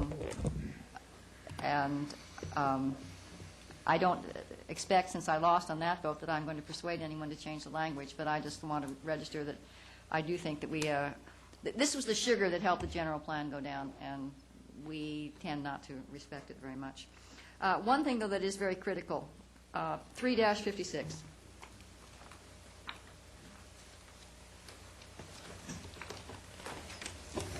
We need a C here. We have 2 invasive plant species. They shall be prohibited in sensitive habitat areas. Well, we don't really build a lot of things in sensitive habitat areas or sites where a biological survey has identified significant natural habitat. C, we need a C here that areas abutting. This is where the invasive plants are coming from. Fuel mod zones and things that are abutting areas like Buck Gully. So I would ask that the council support that we add that. And you can figure out the exact language of it. But that's where we don't want the invasive plants. I mean, obviously, these other 2 as well. But they're traveling from these areas that abut. Can you go over that again, where exactly you want to put that? On page 3-56, D2, AB, and make a C. Just add a new... Okay, thank you. Set. Mr. City Attorney, can that change be made? Yes, you can. And then just a question, we are not addressing the solar issue tonight, but would anything that we're going to talk about eventually in solar affect what we're doing here in terms of our zoning? No, it wouldn't. If there's a future change to how we handle solar, we would do that as a separate item at a later date. Okay. And I think that was my main. Thank you. Any other questions, Mr. Campbell? Mr. Hannon? Yeah, in the staff report, we talk about eating and drinking establishments, and there were revisions. Regularity framework revised to categorize, what's a regularity framework? And by hours of operation. And then it says establishments of any kind open past 11 p.m. are reviewed for compliance against additional list of criteria. You know, I didn't have a lot of time to fiddle with it today, but I couldn't see exactly where that was in the zoning code that talked about 11 p.m. and the additional requirements. Sure. First of all, that was a typo in the staff report. I apologize for that. It's a regulatory framework. Okay. That makes more those sense. Additional criteria that you're looking at are on page 4-27, 417. Late hour operations. Now, late hour operations is defined as past 11 o'clock, and so all of these criteria would be before the Planning Commission. They would have to review these. And all of these other standards here that deal with alcohol sales are reviewed with any alcohol establishment, regardless of the hours they operate. Okay, well, I just couldn't figure out where it said 11 p.m. Is that just understood, or is that somewhere else definitionally in here? That's actually in Part 2. If you go to Part 2, where we've got the permitted uses tables for the various commercial districts, and when we have these categories for restaurants with late hours, there's a footnote there that refers you and defines it as 11 o'clock. So that appears in all of the permitted uses tables, as well as the definitions. Thank you, Mr. Ramirez. All right. Thank you. I have a follow-up. Councilmember Gardner? In the mitigated negative declaration, the initial study, page 68, hand number 90, I wonder, do they consult our staff on these? Because this is something that we have argued with innumerable times. I'm looking at the second paragraph. Groundwater recharge is derived from percolation of Santa Ana River flow, injection into wells, et cetera. And we're finding that groundwater in Newport Beach is not those causes. It's because of urban runoff and over-irrigation. So I wish we would stop making that claim.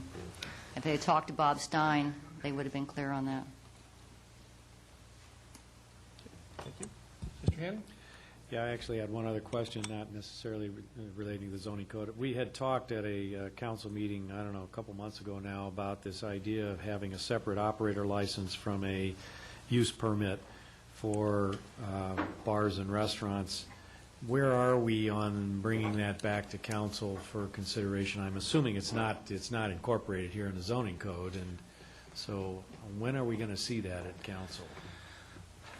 The exact date is not known. We have solicited a proposal from a consultant to prepare and do the code work necessary for that regulatory scheme, and we're reviewing that scope now, and we're looking for a budget item to pay for that. But in terms of the timing, I'd like to think we can bring that forward in the first quarter of next year, maybe January, February.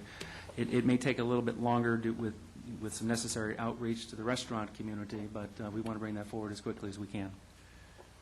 And the zoning code does not reflect that process that we're studying now. Okay, I guess I'd like to register my dissatisfaction with how much time that your estimate was. We've got things going on every day now, especially on the peninsula, and I'd really like to move that forward more quickly. We've got the landing development there that's got licenses and whatnot that are being pursued and use permits, and we've got other issues on the peninsula that I think that's an important potential tool for us to regulate for both the benefit of the entity being regulated as well as the city and its citizens. And so I'd like to find a way to see if we can move that up faster for consideration. Mayor Pro Tem, we'll take a look at that and report back to you with whatever schedule we think we can fit and/or moving something back to accommodate it. Thank you. The public hearing is open. Let me invite members of the public who'd like to speak on this matter. Please come forward and be heard.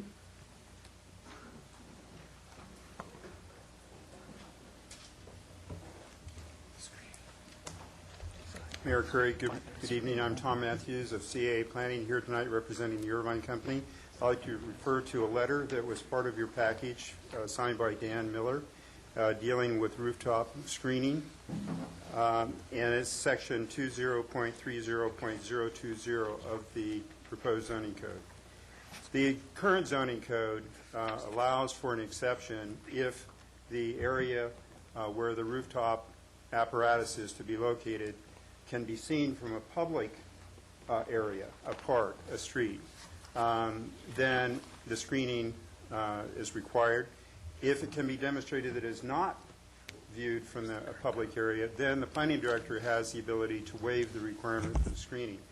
After all these years, that's our only concern, and I'd like to compliment staff and the members of the committee for doing an outstanding job. I've worked with zoning codes all my career, and I think you've done a marvelous job of making a code that is consistent internally. We're happy to have provided a lot of help in that regard, and I think it's a code that you can be proud of, and that's our only concern. Thank you. Mr. Campbell, do you have any comments on that? Sure. The current code does provide an exception which states where it can clearly be demonstrated that exterior roof-mounted or ground-mounted mechanical equipment is not visible from any public rights-of-way and or public property, the planning director may waive the requirement. This was discussed by the committee and felt that it was unnecessary language because you can't see it anyway. So, and I think the committee may have felt that providing this waiver may not be appropriate. So, you know, the committee did recommend to remove it, and we didn't incorporate it in the draft code. We can add it back. I will discuss that later. Next. So that, like, for instance, if you had well, like on Kings Road up here, where you have the houses looking down on the properties below them, I believe the Mariners Mile Specific Plan calls for a 5-sided protection, but if that were not in there, does that mean that you would not have to have any screening of the roof material because it would be only the private residents looking down on that? Well, I think that was part of the consideration. Let me take one step back because the first provision of the code talks about screening mechanical equipment 365 degrees from public rights-of-way and or adjacent residential properties. Okay. And so we have to screen this material. And what this exception might do is that when it's clearly demonstrated you can't see it not visible from public rights-of-way or public property, the director can waive it. So if one provision requires it to be screened from residential property, but it can be waived if you can't see it from public property, I think the committee felt that there may be a problem there. Well, they didn't want to provide that ability. So I think why not just add in the language private residences so that there you would still, if it couldn't be seen from a public right-of-way or a public building or private residence, then you could waive it. Then you're taking care of that problem. Well, I guess I might ask the question, if you can't see it from anywhere, why do we need screening? It sounds like it's been adequately screened, to be honest. Yeah, exactly. Yeah. So you could waive it. What about commercial properties like, for instance, in the Newport Center area where you have a number of tall buildings looking down on, say, Fashion Island? I know that they have fairly strict requirements themselves as far as screening is concerned, but should we also be concerned about screening that even though it's not from public view? We could have that concern, and that may be the concern of the Irvine Company. I don't want to speak for them, but I think what they're looking at is if you have a residential property, maybe it's a high-rise that might be built in the future, they're looking down on a commercial property that has existing equipment, which may be adequately screened from vantage points on the ground, but if an elevated residence, I think having this ability might prove beneficial, because I don't think we can really screen from high above. Now, Mr. Webb's point about Mariners Mile is well put, because the Mariners Mile design framework requires us to address the roof. It doesn't mean that we have to have a rooftop over it. It just means we have to look at it, try to screen it as best we can, and address it in some architectural way. It doesn't mean that it couldn't be viewed. But we have to look at it in those instances, and that's based upon a separate policy. Thank you. Mr. Rush. I can start? You can start. Thank you. Bob Rush, 24-plus-year resident. Despite recent endorsements of Measure V, as identified by Mayor Curry and Councilwoman Daigle, I'm here tonight to urge the community of Newport Beach to vote no on Measure V due to its many and significant flaws. Yeah, Mr. Rush, this is not public comment. This is comment on the zoning code. You're coming up, you'll have your time. I gave away my cards. Yeah. You'll live to play them again. Okay. We're talking about the zoning code now. Come on down. Okay, well, hopefully this is related. Actually, I came in reference to the Frog House, which is located on Pacific Coast Highway, and as far as I'm aware, they were State your name, zoned... please. What's that? State your name. State your name. Oh, Chris Craven. Thank you, Chris. As far as I know, it was operating in a residential zoning area. However, it's on Pacific Coast Highway. There's other businesses there along that strip there. It wasn't really clear why the Frog House is in a residential area when all the other businesses that are in that same area along Pacific Coast Highway can operate commercial. And why, I'm just wondering if there's something that can be done, like a landmark status or something. I think Mr. Rosansky may have some thoughts on that. Yeah, in a nutshell, that property was rezoned residential back in the early 70s. It's not something that we did recently, but we have a new ordinance that required us to abate commercial uses in residentially zoned property or areas. I've actually been in contact with T.K. Breimer, the owner of the Frog House, and we're working with him to see about having his property rezoned commercial to match the other properties on the highway. There's a couple of other property owners that are similarly situated, which actually, well, I don't want to go into all the details on that. Okay. But we're working with him. He's satisfied that his problem will be addressed. And So you guys are going to try to rezone it commercial with, so it'll combine with the other businesses that are on that strip there? He's going to have to file an application for a general plan amendment to have his property rezoned to back to a commercial designation like it was prior to the 1970s change. And once he does that, and assuming that it's approved, he will be able to continue operating in that location. Oh, okay. Is there going to be substantial cost for that, or? For an application? I don't know the exact cost, but he's already discussed it with staff, and he's satisfied that it's well within his means. Okay. All right, thanks. Thank You're you, welcome. sir. Thank you for your concern. Next speaker, please. Dick Nichols, Corona Del Mar. I would like to just, a question. We are still on item 16, right? Yes, we are. Okay. I think a lot has been demonstrated here. We're in the commercial part of the code and so forth. But the residential part the rules were never established at the zoning board's level and then passed to the city council. They've been constantly rewritten at every level and halfway in between. And so I believe it's certainly appropriate to allow that zoning code to be out and looked at by people for a little while before it's passed. It just does not make sense. If you remember the zoning code for residential, particularly in Old Corona Del Mar, and the two other areas of the city that it apply, which are small, have not been really fully established. They were voted on and turned down at the Planning Commission.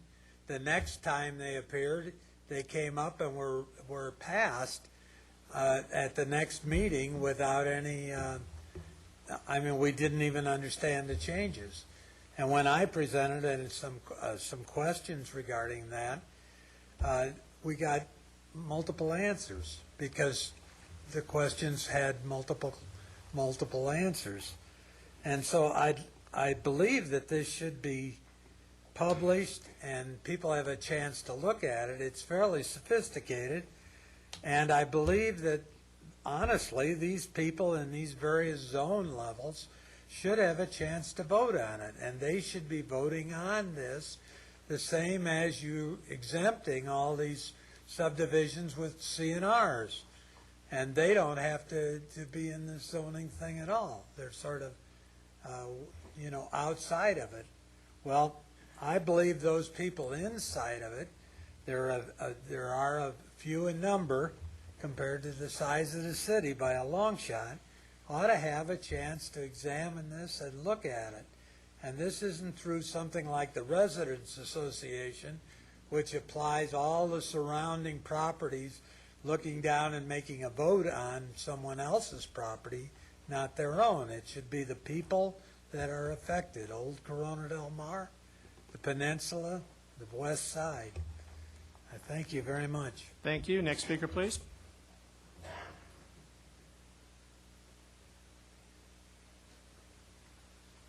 My name's John Abel, and I just had a couple of questions. One was regarding off-street parking. It says that single-unit dwellings over 4,000 square feet and on lots wider than 30 feet require a three-car garage. Is the 4,000 square feet, does that include the garage area, or is that the living area?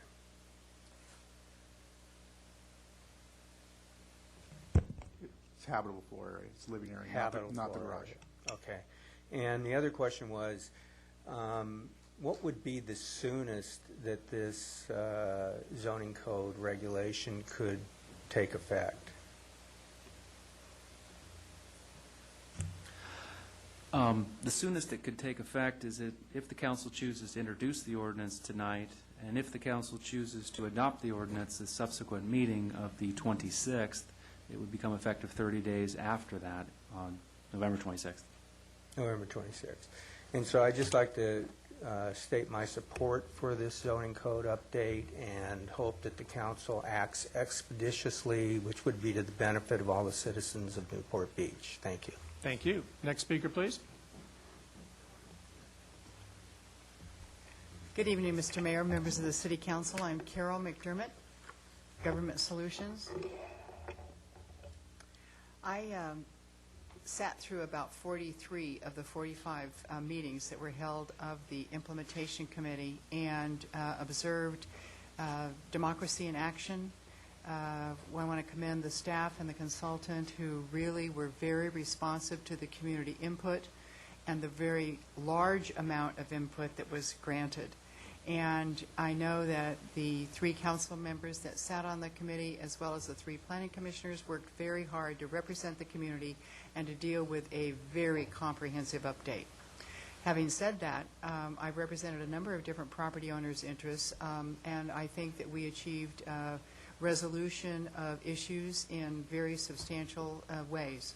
The one issue remaining that I would bring to you is, ironically, a map change where the map that the Implementation Committee approved is what's included in your packet tonight.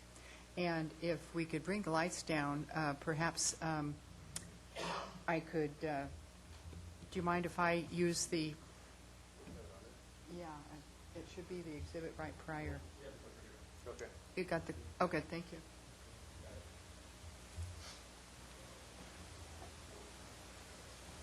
Did you also put the exhibit that's in the document itself up here on the screen? Is it the one previous?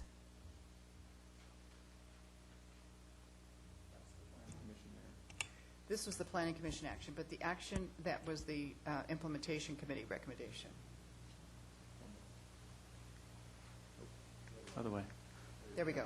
Okay. This was the recommendation of the Implementation Committee. And at a Planning Commission meeting that was one of the very few that I missed over this entire time frame, some discussion occurred that led to the adoption of the map, which is shown here. Now, interestingly enough, it looks that you see this 50-foot contour here. If you drew a straight line right across here, it ends up at about the 35-foot contour on this property, but it's the 50-foot contour here, and it has to do with the degree of the slope.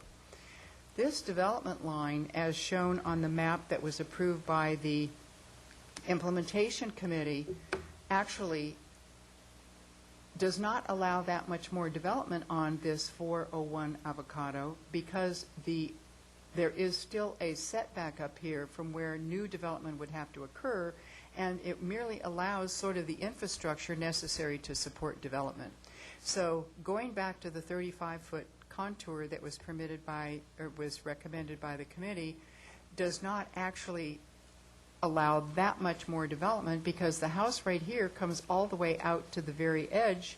The house here comes all the way out to the very edge. The existing older home that's been there for about 60 years is set back quite a ways. New development could come closer, but really the only change would be some allowance of infrastructure that would occur in that area. You'll also note that there is no setback on these properties, and then there is a 53-foot contour here.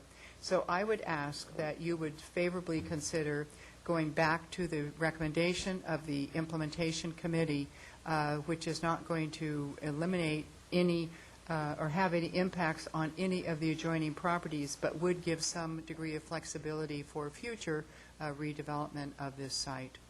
If you have any questions, I'd be glad to address them. Otherwise, I would ask for your favorable consideration. Councilmember Gardner? When you say some infrastructure in that area, disputed area, what do you mean? What sorts of things might be there? Well, you could have even the ability to put a water line, or you could even put a bench, and there's very limited development within that one development area. I don't have the language in front of me. Greg, maybe you've got it, but there on the map, it shows here that there is the specified distance from the front property line, and then there's a specified distance at the top of curb, below the top of curb, and then the specified contour. So development A has language that allows typical development, the houses themselves, the patios. And then development area B doesn't apply to this property, and then this development area C is where no development is allowed. So it's throughout all the bluff areas, the requirements vary. In this case, we believe that staying with the 35 allows a more uniform dimension along this entire frontage or along that entire bluff area. Jim, were you at the Planning Commission meeting when they changed it? Yes, I was. Just maybe to clarify, and then we'll get into the Planning Commission's consideration, I think what Carol is indicating is correct. Development Area A, which is the dark area there, allows the houses. It basically allows anything permitted consistent with the zoning code, which is a single-family house in this case. Development Area C is the most restrictive area, and it only allows benches, drainage devices, guardrails, handrails, irrigation systems, on-grade trails, on-grade stairways, property line fences, underground utilities, and similar structures. And that's all that area allows. So it's the most limited area. If you're interested, Area B allows accessory structures, pools and gazebos and other things. But back to the Planning Commission, I think the Planning Commission looked at that bluff area that's there and was thinking that they wanted to preserve additional area of that bluff, and they thought that the 50-foot contour better reflected a consistency with the general plan. Now, the committee had a different viewpoint and was indicating the 35-foot contour. And what I would also indicate is that the council wants to go with the 35-foot contour. We did the environmental review based upon the 35-foot contour, based upon the version that the committee put forward. And so going back to that 35-foot contour doesn't present any issues in my mind of consistency with the general plan. Again, it requires your discretion to determine whether it is or isn't. But if you do find it to be consistent with the general plan, there's really nothing to stop you this evening from making that change. I drive by there all the time, but I know the house very well, but I don't. There's a ravine that's sort of partially filled. It's a slight draw, actually. Yeah. And this is the draw. And that means that there could be no development in that area. You could not run a pipe and handle some of the drainage and so forth, according to the way this is drawn. And yet drainage has been using that draw for over 60 years. And so it seems to be, and drainage was rerouted and so forth when these parcels were subdivided. So if there is no development in this area, then it's a very limiting factor on this property. Well, thinking of the general plan, it's my recollection that this isn't the area of the really pretty bluffs. I think this is pretty overgrown, isn't it? Yes. It's a well-vegetated slope, and I want a point of clarification, and maybe for Ms. McDermott's benefit, those drainage devices and underground utilities would be allowed in that Area C based on the draft code, and so I think the devices you're suggesting would be allowed, and even benches and other at-grade stairs, but you couldn't put in a pool or a gazebo or an accessory structure of any kind in that area. And, you know, it is a slight draw. It doesn't have quite the visual majesty of some of the bluffs in Corona del Mar. But again, I think the Planning Commission was looking to be a little bit more protective than I think the committee was. And ultimately, you know, it's here for the council to decide this evening. And as I indicated, I think you can go either way on this particular one. And for example, there are tennis courts right here, and a very small amount of grading might expand the usable area of this lot and could be reconfigured slightly. And of course, that's in future development objectives and so forth. There is nothing on the map at this point. Is it a single lot? Yes, it is a single lot.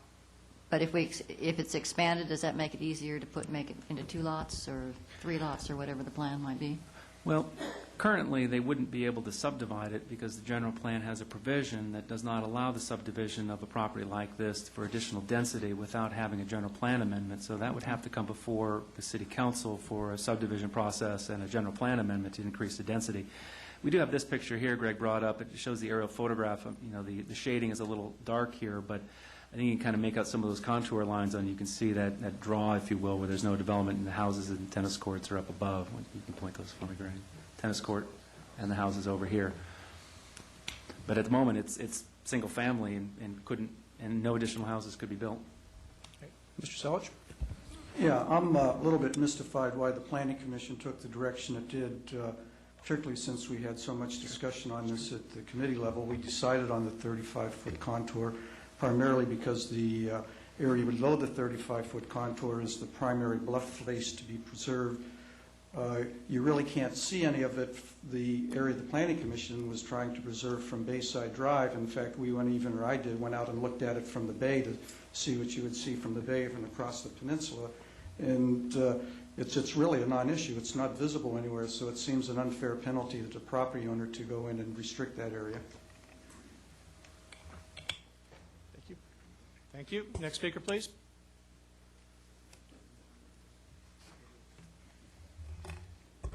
Yes, my name is Andrew Getz, architect, Corona del Mar.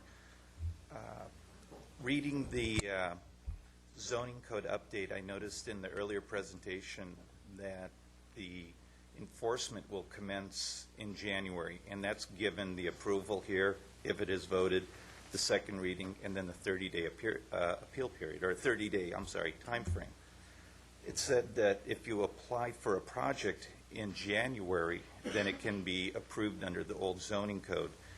I would like to offer that if an architect has projects on the board that are currently designed, to have them finalized and submittal would be just a huge burden within, I would say, a 30-day time frame.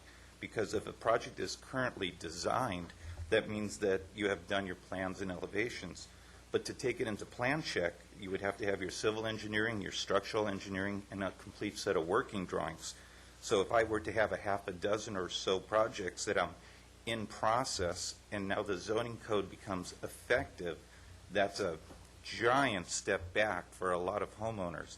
What I'd like to perhaps offer is that if we have an approval in concept process, that we can apply that to other projects that are designed, get those plans into the city, and let the other parts that are necessary for the permitting occur over a reasonable time period. Having this go into law, from what I could tell, in November 26th, and then become effective and enforceable in January, really doesn't give anybody a proper amount of time to go from what we would say a design is to a plan that can be submitted into plan check. And I thank the staff for all of their work. It's a wonderful code. It simplifies a lot of elements, and look forward to working with it. Thank you very much. Thank you, sir. Next speaker, please. Mr. Mayor, members of the City Council, my name is Abe Hong. I just have a couple questions. Planning Director Jim Campbell said earlier briefly that the non-conforming structures, the rules affect the revision to non-conforming structures, but it doesn't apply to non-conforming use. Is that correct? That you have not made any revision or written any redrafts of the non-conforming use issue? Mr. Campbell? My comments earlier were really related to how we modify the non-conforming provisions for non-conforming structures, and those are structures that may be in a setback or maybe too tall. The provisions on how we address non-conforming uses have not been changed with this update. And I wanted to make that distinction. Okay. And, you know, the general plan update does create some non-conforming properties, and, you know, we can get into that discussion later if you want. Okay. So well, then if I'm correct, then if a business is currently situated on or operating on a residential property with quote-unquote a grandfather clause or a non-conforming use permit, then the new code would not be having any effect on that commercial property. Is that correct? What I would say is that if you've got an existing commercial business on a commercially designated property, the change in the zoning code really isn't going to affect that use at all. Maybe the development standards might change and the review process change, but the ability today would be the same as tomorrow. But if you're in a residential district, and we do have a number of properties that are in residential districts that were done prior to this action, and ones that would be created, if you're one of those properties, then the code does provide for an amortization period. It's fairly limited, but there are ways to seek relief. You can extend the time or ask for an amendment to the zoning code and or the general plan if necessary to change the designations back to commercial. So if I knew your specific property, I'd be happy to sit down with you and we can discuss it, because you may not be affected at all, and I don't know because I don't know where you're at. Right. And you know what? Actually, this is kind of a silly question. Where can I get a copy of the code? Well, we have a copy out front, but we have a copy online. Anyone can download the entire document from our website. Thank you. Sure. Thank you. But, sir, I would recommend, if you have any concern about this, that you be in touch with the planning staff and verify whether your property is an exception that needs to be dealt with.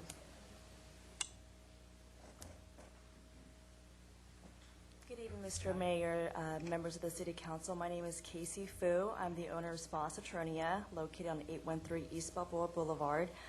I stand before you today to oppose the adoption of the zoning code update that is contained within the general plan. I have very limited knowledge to what this code entails, but I've not been yet provided with any notice whatsoever regarding this code. What I do know is if this code does pass, it will affect my business in a very negative or, even detrimental way, or even allow me to operate my business. So, thank you. That's all. Thank you, Casey. Other speakers? So you know. Mr. Mayor, members of the council, my name is Rush Hill, and I reside in District 3 of Newport Beach. I'm here this evening to address Chapter 2022, subparagraph 10, subparagraph E, found on page 231. And while you're looking for that, I'd like to take a bit of a tangent and thank you, Mr. Mayor, for your consideration of naming one of our parks after my former employer and good friend, Ronald Reagan. I think that's a very appropriate thing, and I congratulate you for that action. Subparagraph E, which is zoning code MUW1, deals with the area of Mariner's Mile that's on the water side of PCH. And based upon the concern that there are some that believe that one of the byproducts of the new zoning code is the discouragement of marine activity on Mariner's Mile, to put that aside, I would like to suggest the addition of one sentence to the end of that paragraph, which is found on the top of page 232. And that addition that I would recommend reads, design of the non-residential space to facilitate marine use is encouraged. The paragraph as it now stands refers to the fact that there shall be the opportunity of mixed use and that non-residential uses, and I quote, in which marine-related and visitor-serving land uses are mixed, as proposed in Table 210. And I would also note that Table 210 deals with standards, and the mixture is actually Table 29, and that you might want to put both references in there. It goes on to state that a site development review in compliance with a particular section shall be approved, and that the evaluation of the integrated activity, potential impacts be evaluated. I think all of this is extremely appropriate, once again, just to add the sentence, design of the non-residential space to facilitate marine use is encouraged. And with that, I would congratulate you on a very difficult task. Well done. Thank you, Mr. Hill. Yes, the city, or Mr. Campbell, the city attorney, does that raise any specific issues? In my mind, it does not raise any issues. In fact, I think those additions would be welcome and good suggestions and would be consistent with the general plan, which does provide for the encouragement of marine-related uses in that area. So those are good suggestions. Thank you. Other speakers, please? Please come forward.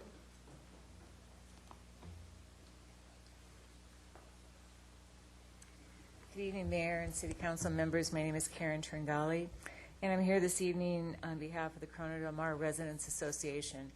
As you know, over the last couple of years, we've been following the progress of the zoning code changes and keeping both our members and non-members informed of the progress, including surveys, 2 surveys this year, one in April and another one in early September. In addition to what we've done, of course, the planning department staff conducted a number of outreach meetings this summer, and as a result of public comment during those meetings, incorporated many of those, much of that testimony in their proposed recommendation to City Council at the September 12th, I believe, study session.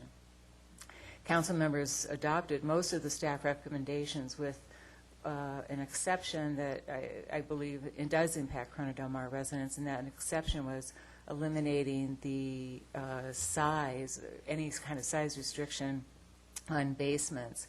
And I think a couple of the comments at that study session by council members was that large homes, many of the large homes in the city are occupied by 2 people, and that there perhaps was no real logical reason for limiting basement size. 2 people in a large home may certainly be true, but those 2 people require a tremendous amount of maintenance and social support for those homes, and that those support people come into our communities and into our streets, not our boulevards, but very narrow streets in Corona del Mar with lots of cars and vehicles and trucks, so they really do exacerbate the traffic and congestion problems that we have in our community. I think another concern was today, given the market environment and the technical capabilities, that unlimited basement sizes really don't present a problem, but we have a lot of technical ingenuity in a lot of different professions, and I think that a good example of that is Cameo Shores, for example, has a 14-foot height limit, and yet we have multiple-story homes in that community. So the fact that we might not be able to build unlimited basement sizes today does not really preclude that as a future opportunity.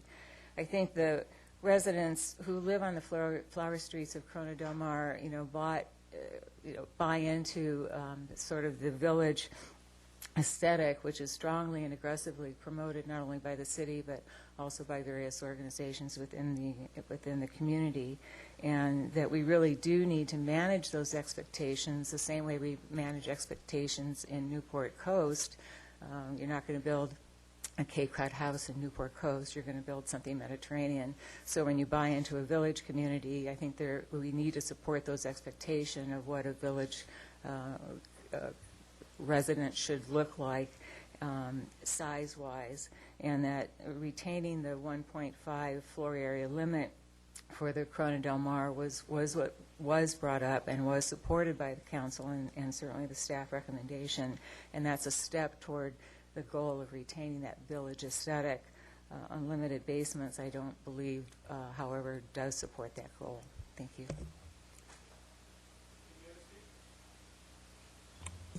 All right, seeing none, I'm going to close the public participation portion of this hearing and bring it back to the City Council for discussion and action.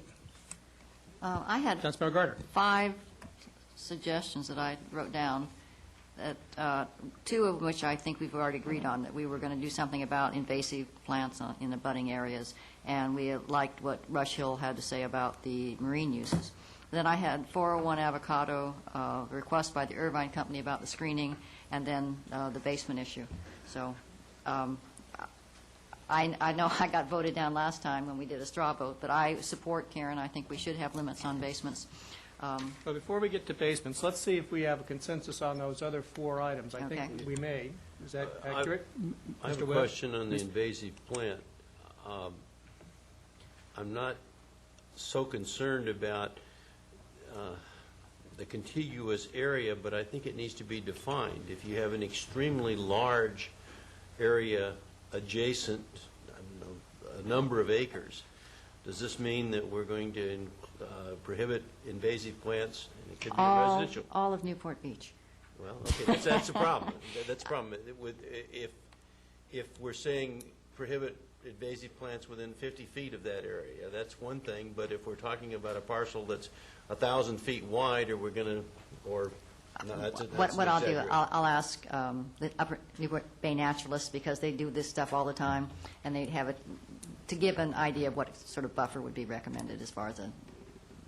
I realize a buffer, like, for instance, does this mean that if we have a new house on Galaxy, which is at the top of a slope, that they cannot plant a front yard facing Galaxy because their site is contiguous to a sensitive area? Does that mean they can't have any invasive plants on the entire site? Or does it mean just the backyard? I would think the backyard. But you say Abutting. Abutting Well, site. so we can clarify that. So that if we can come up with something that has a Mr. Campbell, more you look like limited you have area. wisdom about ready to come forth. I don't know about wisdom, but I do appreciate the discussion, because my concern was, what does abutting mean? And this will be a significant change for those properties that abut these wildland areas, because people have expectations for different plant palettes, and it wasn't something that we envisioned. But I think if we can identify what abutting is, typically we use a 50-foot buffer for terrestrial. And I think that's sufficient. That's actually in our, that comes from our LCP, if you will, a 50-foot buffer for terrestrial ESHA, so I would recommend that. All right, so those are 4 items. Are we all in agreement on those 4 items? Well, what is the Councilmember Daigle? consensus on rooftop, the screening of rooftop mechanical? It was the... Totally confused on that. Yeah, I know there was like conversation, but is there a consensus? Did you have language that you, on that topic, sir? Could, it's in the letter, too. Mr. Mayor, Tom Matthews, CA Planning. We had proposed the retention of the exception language, indicating that the planning director would have Right. discretion from certain vantage points. All right, so that's the proposal, is to keep the exemption language and not take it out. But in their letter, they do include private residences, the view from private residences, as well as public in their And I last think we line. should include private residences as well. Yes. Okay? Just clarifying that we're on 401 Avocado, we're going with the committee 30, recommendation. 35, yeah. 35 cut, okay. Right. Okay? So we've got consensus on those items. Now let's go to basements. Councilmember Gardner. No, I think Karen said it very well. As I said, we took a straw vote last time, and I was the only one, but I do Why don't you support it, go through and it one I more just time? wondered if anybody had reconsidered. Anybody? Okay, 0 for 2. Sorry, Nancy. All right, are there any other proposals or ideas? Can we Okay, go is there a over motion? Can we go over those, just so we're clear? Jim, you prepared to go down the potential changes, including the ones you may have proposed in the packet Okay. here? Okay, first of all, going through in a presentation, we made a minor change to a footnote that was presented, which eliminates some language related to the special very high fire severity zone. We're hopeful that would be removed. It's unnecessary language. Getting back to Ms. Gardner's reference of 50 feet buffer for, in essence, the invasive species. You couldn't plant invasive species within 50 feet of that ESHA.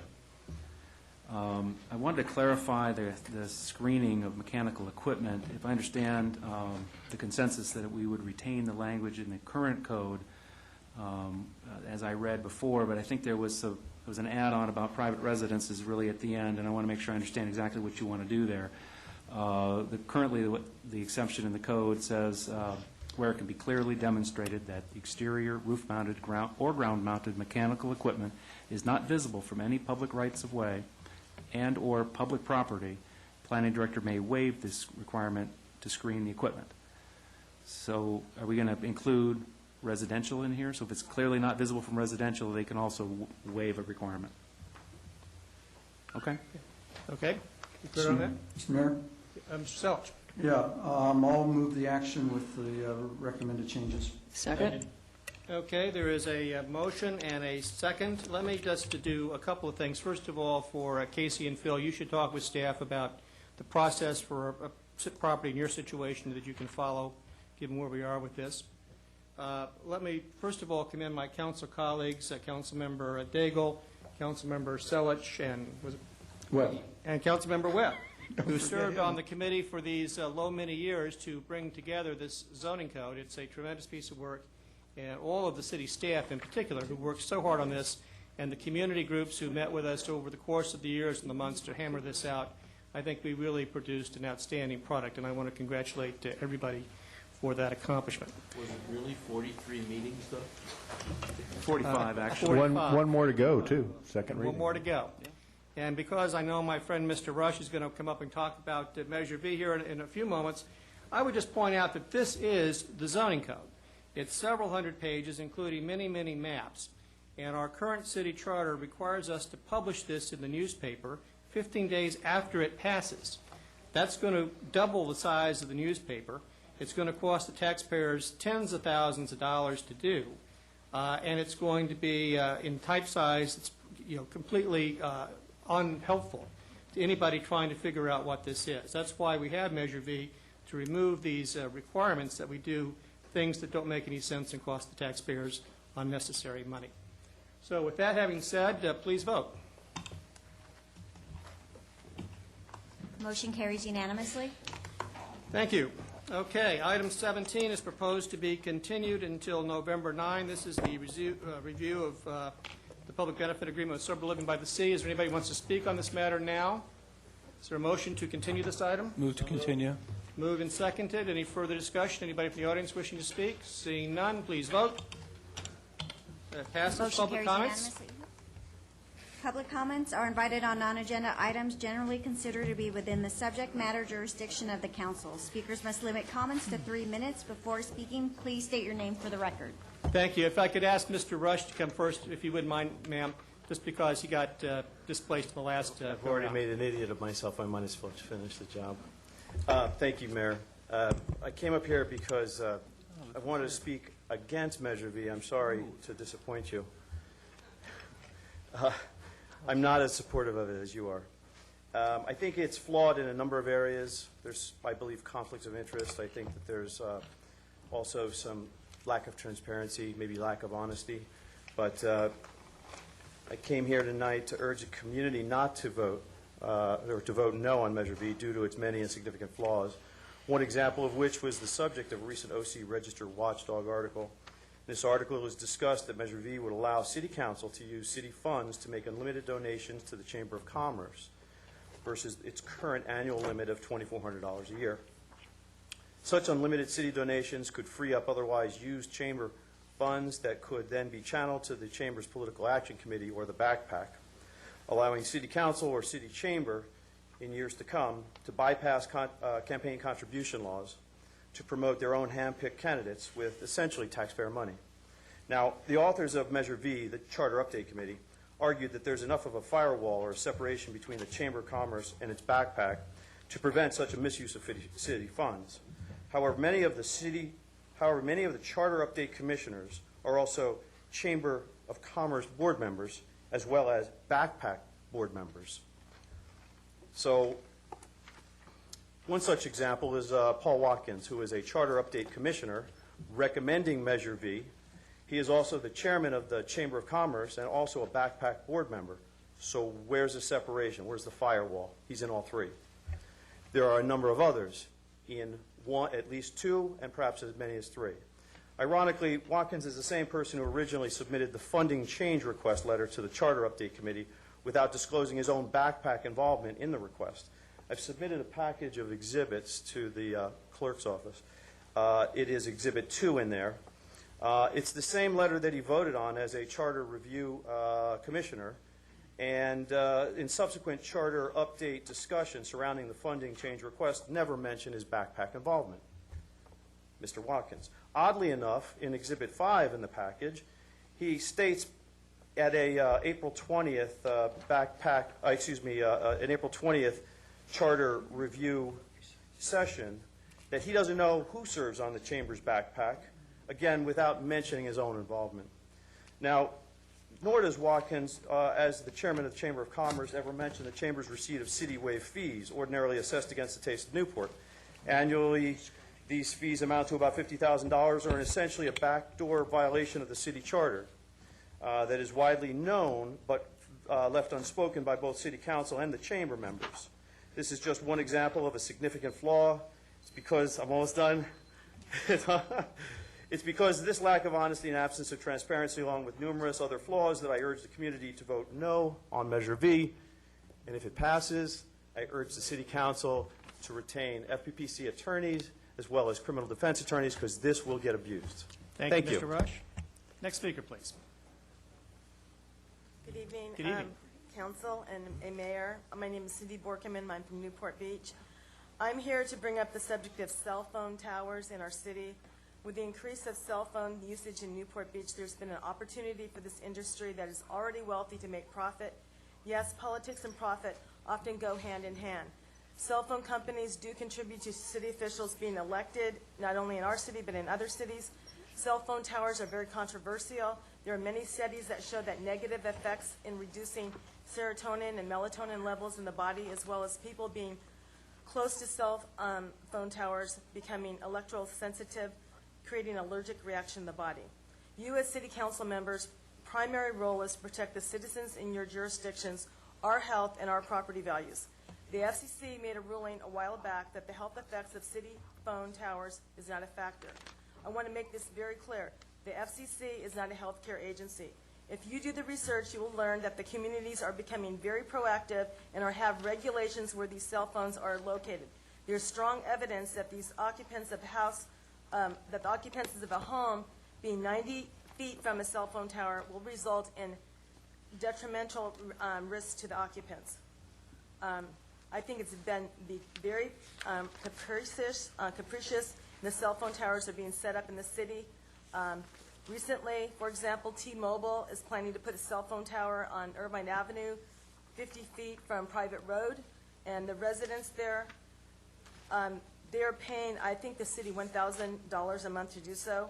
This is a mere pittance to the health effects to our citizens. As you must be aware, we are going through some horrific economic times. The residents on my street cannot just pack up and move and sell. The market's very down, yet their property risks are at risk. When selling your property, you must disclose these kind of problems. The residents that have cell phone towers close to them have to disclose that. I don't know anyone who would volunteer to have a cell phone tower that close to their backyard.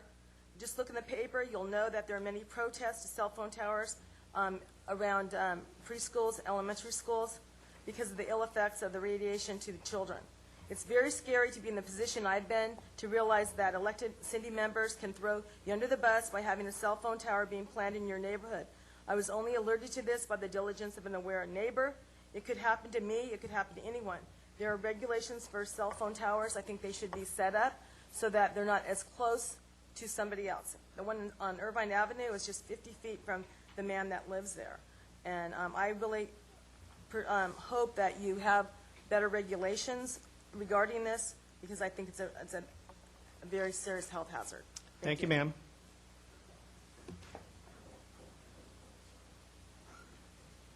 State your name, please. Mark Carlazzi, Balboa Peninsula. Good evening, Mayor Good evening. Perry, council members. I'm here to talk about the Balboa Village parking issue, which is still on the table as far as I'm concerned.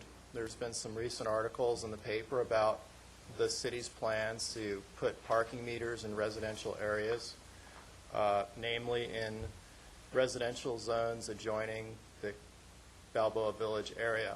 The city has also plans to put parking meters in other areas, like, for example, Corona del Mar. So it's not just an area limited to Balboa Peninsula. It affects all of Newport Beach. The city currently is has plans to put parking meters in a lot of places. There's no parking meters in Corona del Mar right now, and there's no parking meters on significant stretches of PCH right now.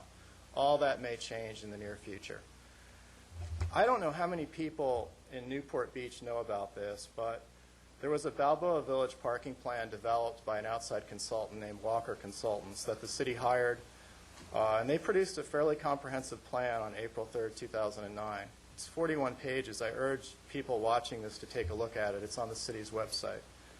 The most important statement in the whole plan is probably on the first page, where it states, "It is crucial," and this is in the words of Walker Consultants, "it is crucial to emphasize that even if additional off-street parking supply is created in the area," and that's the Balboa Village area, "this new and expensive supply of parking could have little effect on the on-street parking shortage unless measures such as an aggressive on-street pricing policies are undertaken." What that means is what any Balboa resident can already tell you, is that the city's lots that exist in the Balboa Peninsula are lots of last resort. So what happens in the summer months, especially the summer weekends, is that we have a cruising effect, where people come in from out of town and cruise the area looking for a free spot. Those free spots, which are so-called on-street parking, are always filled at 100%. This is during the summer weekends. Those people will park in residential zones rather than shifting to the off-street city parking lots. That was the motivation for this report, what to do about that. This report proposes, and the city staff has proposed, to put parking meters throughout residential areas in Newport Beach, which, as far as I am aware, is unprecedented in this city. I'm not aware of any other area of the city where there's parking meters in Newport Beach. Let's think about what this would do to the character of that area. The way they propose to do it is to put ATM-style kiosks, 2 per block, on each block of these affected areas. They're going to then paint lines on the street, and they're going to put numbered spaces in these lines. So we're going to have a residential area, a quaint residential area that suddenly starts to look like a commercial district. I've actually never seen it before where you have parking places mapped out in a residential area. You're going to have to put signs everywhere. We just eliminated poles from Newport Beach in this district, and now we're going to erect ugly ATM structures, writings on the street, and signs. Time has expired. Thank you. I wish I had more than 3 minutes. Yeah, I would just comment that I'll reiterate again that the subject of the study session 2 weeks ago has been tabled, and it'll stay tabled until we're prepared to completely review and reanalyze the staff report and the prior work that's been done. And there will be no proposal raised for council consideration without meaningful public involvement and chance for input into what we're intending to do. I'd have to say I think Mr. Kalazzi's remarks are grossly exaggerated as to the status of things. There is no proposal, and I'm aware anywhere in Corona del Mar or anywhere else, that's on the table for consideration today to put parking meters on the street. That's not to say there might not be at some point, but there's no proposal that's on the table today that I'm aware of. And so all of these things are subject to public input and comment and involvement before they get acted upon. And the study session that we had 2 weeks ago, in my view, is validation of the fact that the process works. There was concerns raised. Council stopped what it was doing and set it aside. And it will be revised and reanalyzed and brought back at a later date, perhaps in a way that won't have any adverse effect on the residents.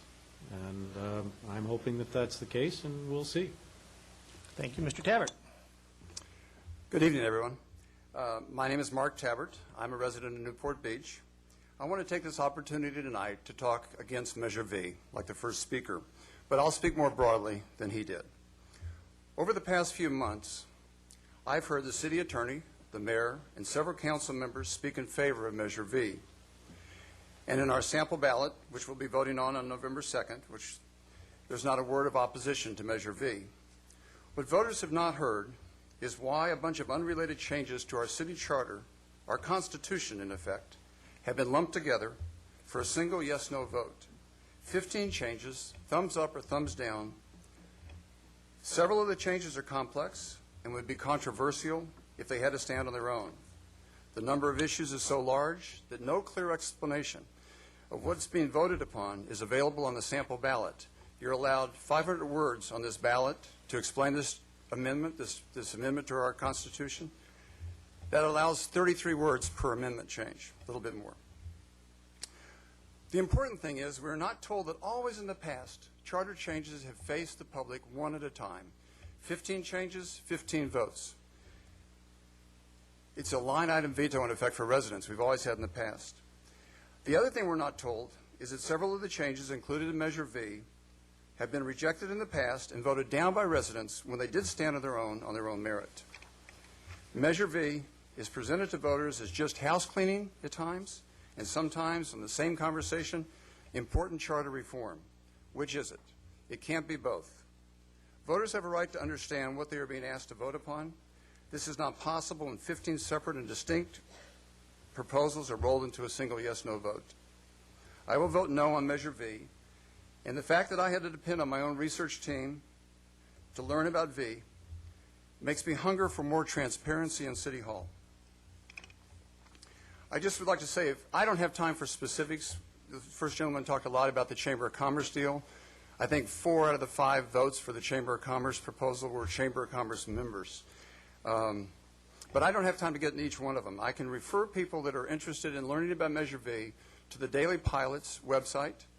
There was an op-ed piece that I wrote last Saturday that was published, and it explains what I'm saying here, except in more detail. You can also go to my website, markfornewport.com, www.markfornewport.com. I also have a document that's really on my website that I'd like to present to the city, if I could leave it with somebody, if that's appropriate. Thank you for your time. Thank you, Mr. Tabbert. Let me just, I think you raise a good question. It's why don't we have 14 different questions on the ballot? And the reason for that is we have to pay the county to print them in the ballot, a separate amount of money. So let me ask the city clerk, how much would it cost us to put 14 measures on the ballot? The cost estimate received by the county ranged from about $116,000 to $133,000. So we avoid that cost by having those measures put in one ballot measure. Thank you, Mr. Tabbert. Next speaker. Well, if I can respond to that just real quickly. You can't. I don't want to get Next in debate. speaker, please. Your time has expired. Thank you. Hi, my name is Dolores Otting. Well, perhaps you should have taken the 15 measures and spread them out over 2 years, because none of them are of such urgency that they needed to be done at one time. And if you put all your contracts out to bid, you could have saved $25,000, okay, each year or each election cycle, and you could have satisfied the needs of all the residents. Why I'll vote no on Measure V is, first of all, the repeal of the long-term contracts, okay? Section 420 of the code has been there for a long time. As a matter of fact, the Balboa Bay Club can only get a lease for 25 years. Sober Living and Morningside Recovery can only get development agreements for 25 years. Not only did you take that out, you left it vacant. So now you left it set so that it can be, we can do a municipal ordinance that you can put on the consent calendar for the introduction and second reading so the public doesn't know what's happening. And we have this property right here, the old Newport City Hall site. And you mean to tell me that you're going to be able to lease this out to somebody in the city of Newport Beach for 99 years? There is no time limit. Nothing's been set up. That scares me, because we don't know who it's going to be. It scares me that next year will Sober Living get an agreement for 50 years because they've done a good job? Is Morningside Recovery going to get an agreement for 50 years because they've done a good job? You have left this community open to a lot of things that they don't deserve to be happening to them. This wasn't the way to do it. Nothing ever in Newport Beach is shoved down people's throats.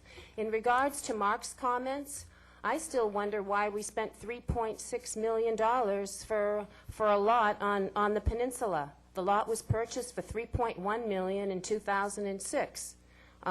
We all know in 2009 the market crashed, yet we paid $400,000 more for those 32 parking spaces on the peninsula. The sale of waterfront property is another one. The current charter says that we can sell it to the state or we can sell it to the county to remain beachfront property.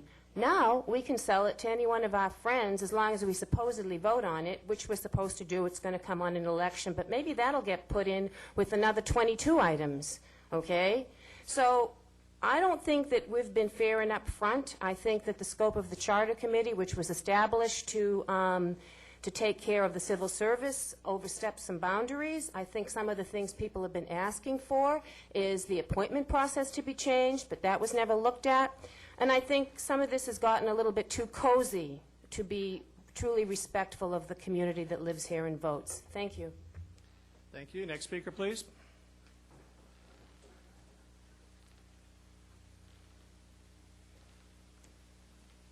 Dick Nichols, Corona Del Mar.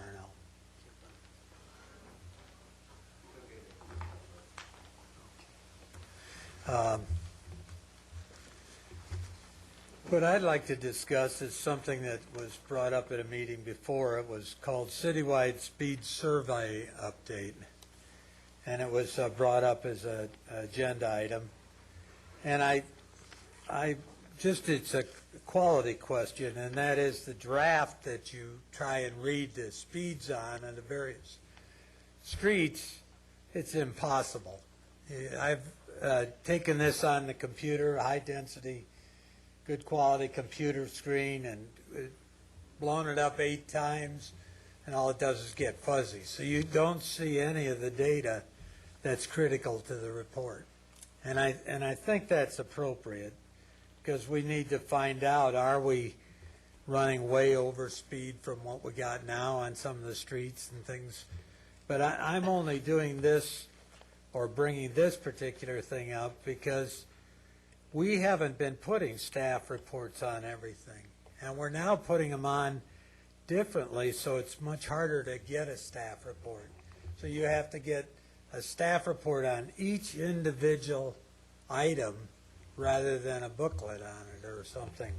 So it makes it much more difficult to find out what's going on and have it there. And the staff reports come out like one day before your meetings.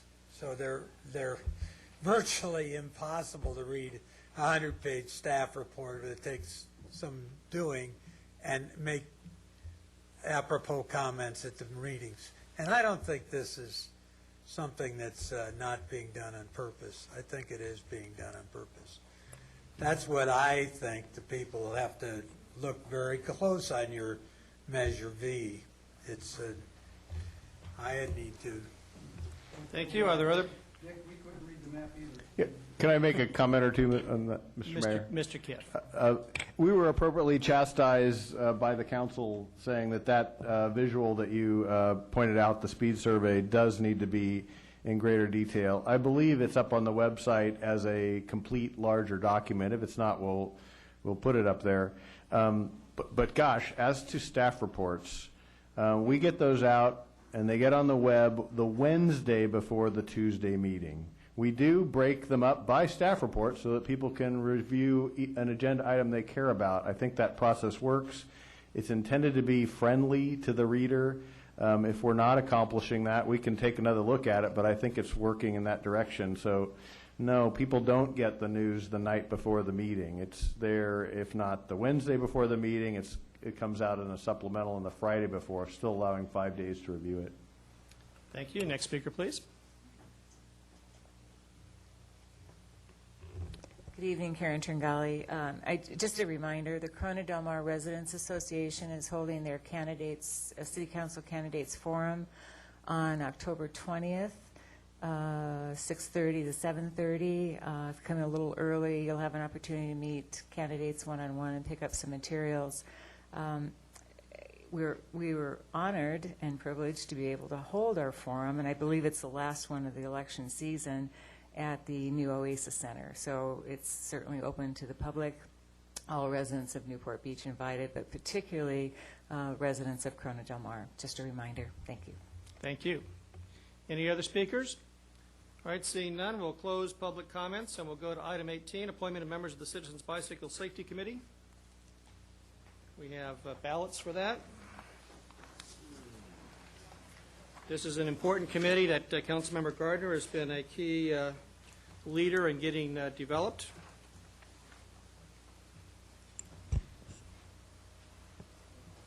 Vote for 7, please. Maximum.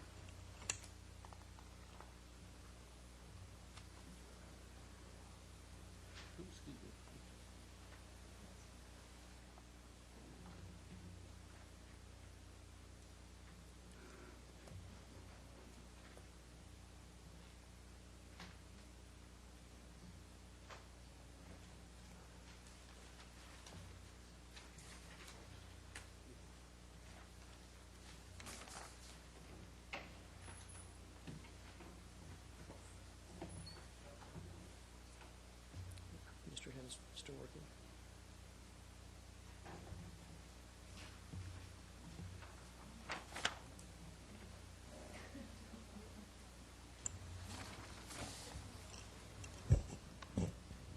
Okay, Councilmember Selich votes for Scott Berge, Barbara Danzy, John Heffernan, Dennis Labange, Tony Petros, Stephen Shockoff, and John Zinberg, and I apologize if I mispronounce your names.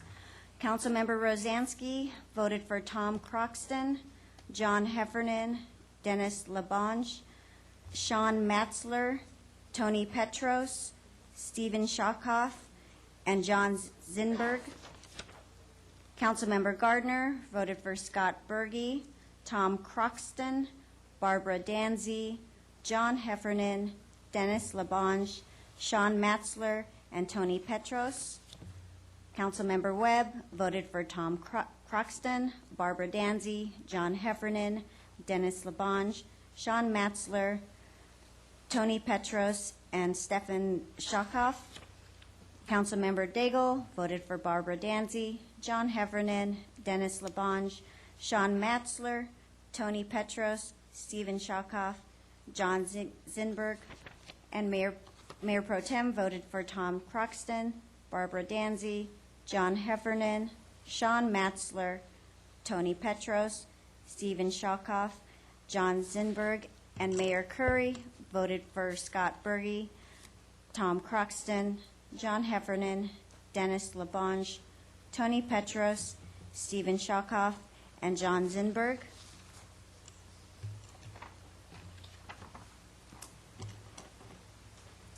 One moment, please.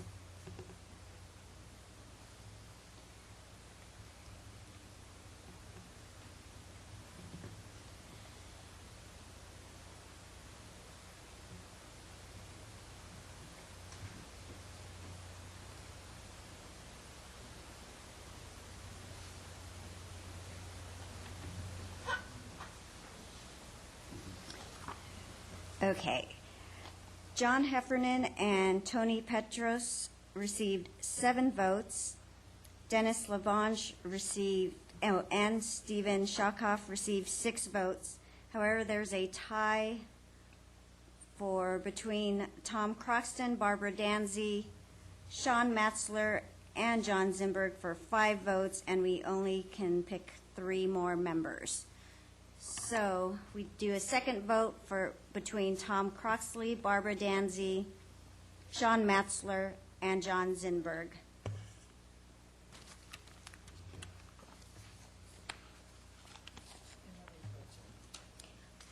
You can only vote for 3.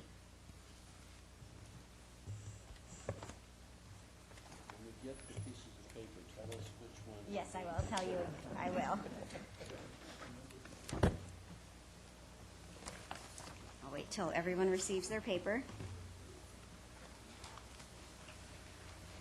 It is only between Tom Croxton, Barbara Danzy, Sean Matzler, and John Zinberg. Vote for 3 maximum, please. Thank you. Vote for 3. 3. Tom Croxton, Barbara Danzy, Sean Matzler, and John Zinberg. Thank you.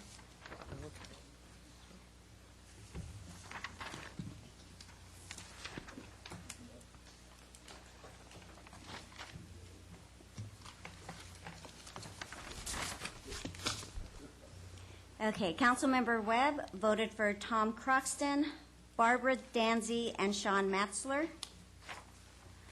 Councilmember Selich voted for Tom Croxton, Barbara Danzy, and John Zinberg. Councilmember Rosansky voted for Tom Croxton, Sean Matzler, and John Zinberg. Mayor Pro Tem Henn voted for Tom Croxton, Barbara Danzy, and Sean Matzler. Councilmember Daigle voted for Barbara Danzy, Sean Matzler, and John Zinberg. Councilmember Gardner voted for Tom Croxton, Barbara Danzy, and Sean Matzler. Councilmember Gardner voted for Tom Croxton, Barbara Danzy, and Sean Matzler. Okay.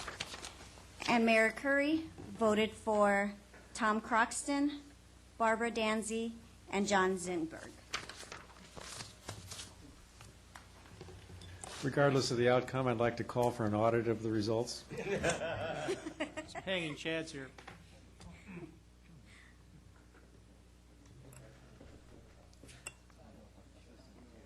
Okay. Tom Croxton and Barbara Danzy received 6 votes. Sean Matzler and John Zinberg received 5 votes. So we will do a third vote for 1 seat between Sean Matzler and John Zinberg. She's got a different number.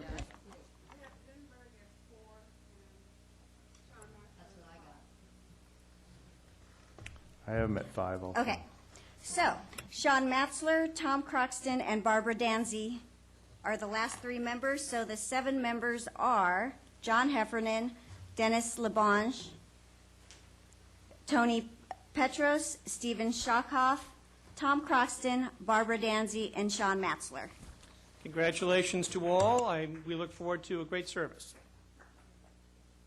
All right. Item 19 is the review of the Office of the City Attorney. That's proposed to be continued to November 9. First of all, let me ask, does anybody wish to speak on the bicycle safety elections here? Okay. Seeing none. Item 19 is a review of the Office of the City Attorney. It's proposed to be continued to November 9. Is there a motion? So moved. Motion to continue to November 9. Please vote. Motion carries unanimously. Item 20, Banning Ranch water supply assessment. Mr. City Manager. Thank you, Mr. Mayor and council members. This is a water supply assessment, again, which is something that you look at a proposed development and then you make an estimation as to whether or not the available water supply can accommodate that. We do have staff here for a brief presentation if needed. It involves a resolution to be adopted. That's shown as attachment 1. George Murdoch is here to make the presentation, and Debbie Lynn assisted him in the preparation of this WSA. Well, I don't know. He was asking if we need a report. I have quite a few questions about this report, so you may want to have that first.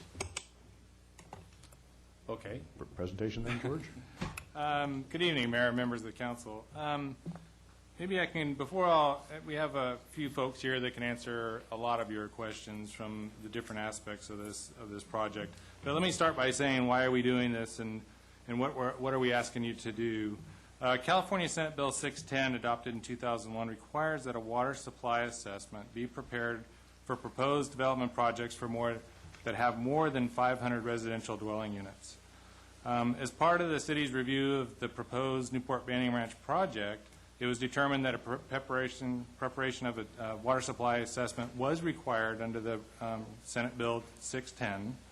And so, in accordance with those requirements, the city retained the services of AECom, who prepared the water supply assessment, which is, you'll see, is attachment to the staff report. Senate Bill 610 does require that the water supply assessment is approved by the water provider, and in this case, the city of Newport Beach would be the water provider, so you, the city council, would be adopting the water supply assessment. And that can be done, as the city manager said, by resolution, which is attachment 1 of the staff report. So what is approval? Approval of by the city council of the water supply assessment would certify that the water supply assessment has been prepared in accordance with the requirements of Senate Bill 610. and that the information and findings contained in the water supply assessment are reasonable and may be incorporated into the draft EIR required by CEQA. Again, I want to hand this over to Debbie Lynn, who's the contract planner for the city, assisting in the city's review of the project, and also the preparer of the report. But we also have Jennifer Holman here, who's to my left. She's the city's outside legal counsel on matters pertaining to CEQA, so if you have some questions in that regard, you can direct them that way. Doug Gillingham is also in the audience behind me. He's the engineer with AECOM, the consulting firm that we retained to prepare the water supply assessment. So I'll ask Debbie then to give a brief, more of a brief discussion on about the water supply assessment in general. Thank you, George. I just wanted to augment George's presentation by making some comments about the need for the water supply assessment to be approved prior to the city's action on any of the applications filed by Newport Banning Ranch for the development of the property, and what the approval means and what it doesn't mean. The water supply assessment is an initial or first step in the planning process for water analysis, water supply analysis for a project. And as George mentioned, SB 610 requires these water supply assessments to be prepared and adopted for projects of 500 units or more. And additionally, the information from these from this report has to be used as information in the draft EIR, which is currently being prepared for the project. This adoption of a water supply assessment at this particular time only states that the report itself has been prepared in compliance with the SB 610 requirements and does not grant any water rates to the project, and it does not constitute a will serve letter for the project. Further, what water verification must be undertaken by the city at the time that the tentative track map, which is also being reviewed as part of the project applications, comes back to the city for final recordation. That process is addressed in another Senate Bill 221, which requires the city, as part of any action adopting a tentative tract map or a subdivision map for a project, to include a condition of approval that written verification be obtained by the applicant prior to recordation of a final map for a project. That verification must be based on water supply information that's in place at the time of the map recordation. And since this project cannot commence construction of any units until the map has been recorded, that verification report will be applied for in sometime in the future. And due to the fact that this project also has to be reviewed and approved by the Coastal Commission, recordation of a map and the SB 221 requirements for the applicant to obtain written verification that water is available to the project would not occur until sometime in the future. Those were just the general notes that I wanted to convey to the council this evening with respect to the relationship of this water supply assessment to the project. And with that, that concludes our presentation. And Doug Gillingham also is here from AECOM to present the report, the conclusions, the findings, and the methodology, if you so desire. Maybe we should just go to questions first. Councilmember Gardner? Yeah, I do understand that this isn't the final word, and I do understand that this meets all of the criteria. Also, though, when you say reasonable assumptions, there are some very unreasonable assumptions here. Part of the problem is just that by law we can rely on our 2005 water surveys. Well, times have changed. I mean, at that time, Metropolitan was going, sure, plenty of water. But among the things that concern me are the fact that they say, well, Metropolitan, by the time we deal with this, Metropolitan will have its new plan. And the plan looks like smoke and mirrors. It's a lot of assumptions. Oh, well, we are going to plan. Great. They talk about groundwater replenishment. From everything I've heard from the people that are on the groundwater replenishment committee, OCSD isn't getting enough water right now to do that. we are going to see less water coming down the Santa Ana River because they're doing their own runoff retention plans. So, as I recall, the Colorado River, they were going to get more water out of the Colorado River. Well, Mexico will be glad to hear about that and some of the others. So, it's based on fantasy.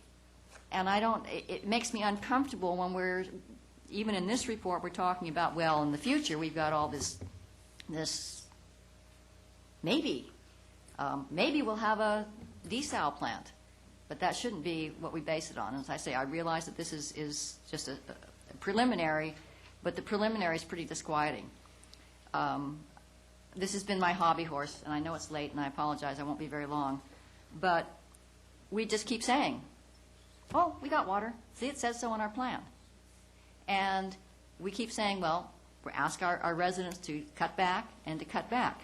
And the funny thing is, there are a number of environmentalists nowadays that go, you know what? Use as much water as you can, because the water that you save isn't going to restore the delta. It isn't going to restore any habitat or for replenishment. It's going, the more you save, the more we build, and they have more water. And this is the first new project that we've really looked at, and we're still saying the same thing. Not a problem with the water. So I know we will have further chance to develop it, but I don't support this particular plan anyway, because I just don't think it's based on facts.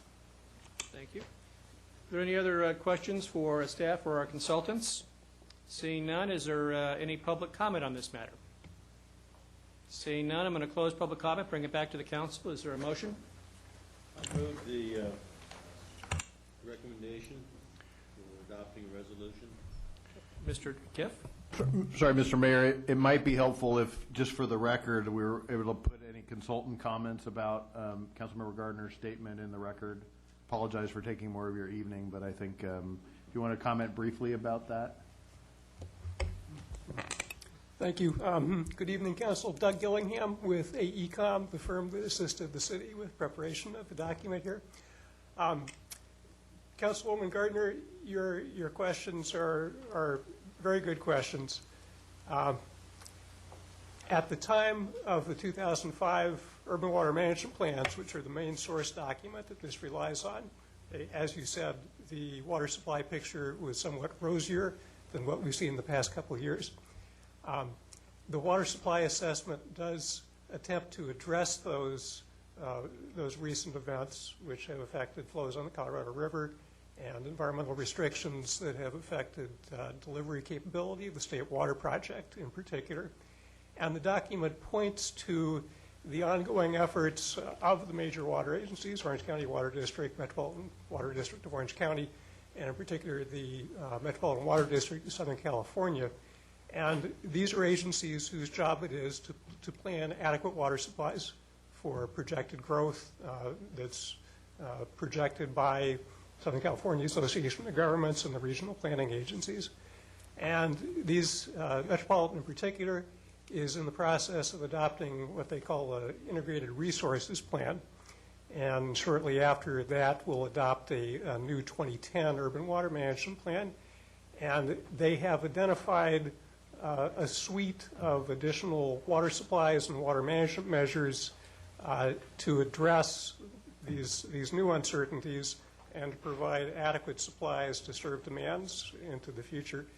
Their projections, their plans rely heavily on water conservation. They also look to hope for improvements in the Sacramento-San Joaquin Delta with the State Water Project. And should they be unsuccessful in achieving those, because that is subject to various controversy in politics, they have backup plans that include additional recycled water projects, possibly including seawater desalination projects as needed. So yes, these are plans, but they are plans that are affirmed by the regional agencies that are responsible for planning water supplies. And I think it's appropriate that the water supply assessment has pointed to those efforts as an indication of supply availability. Thank you.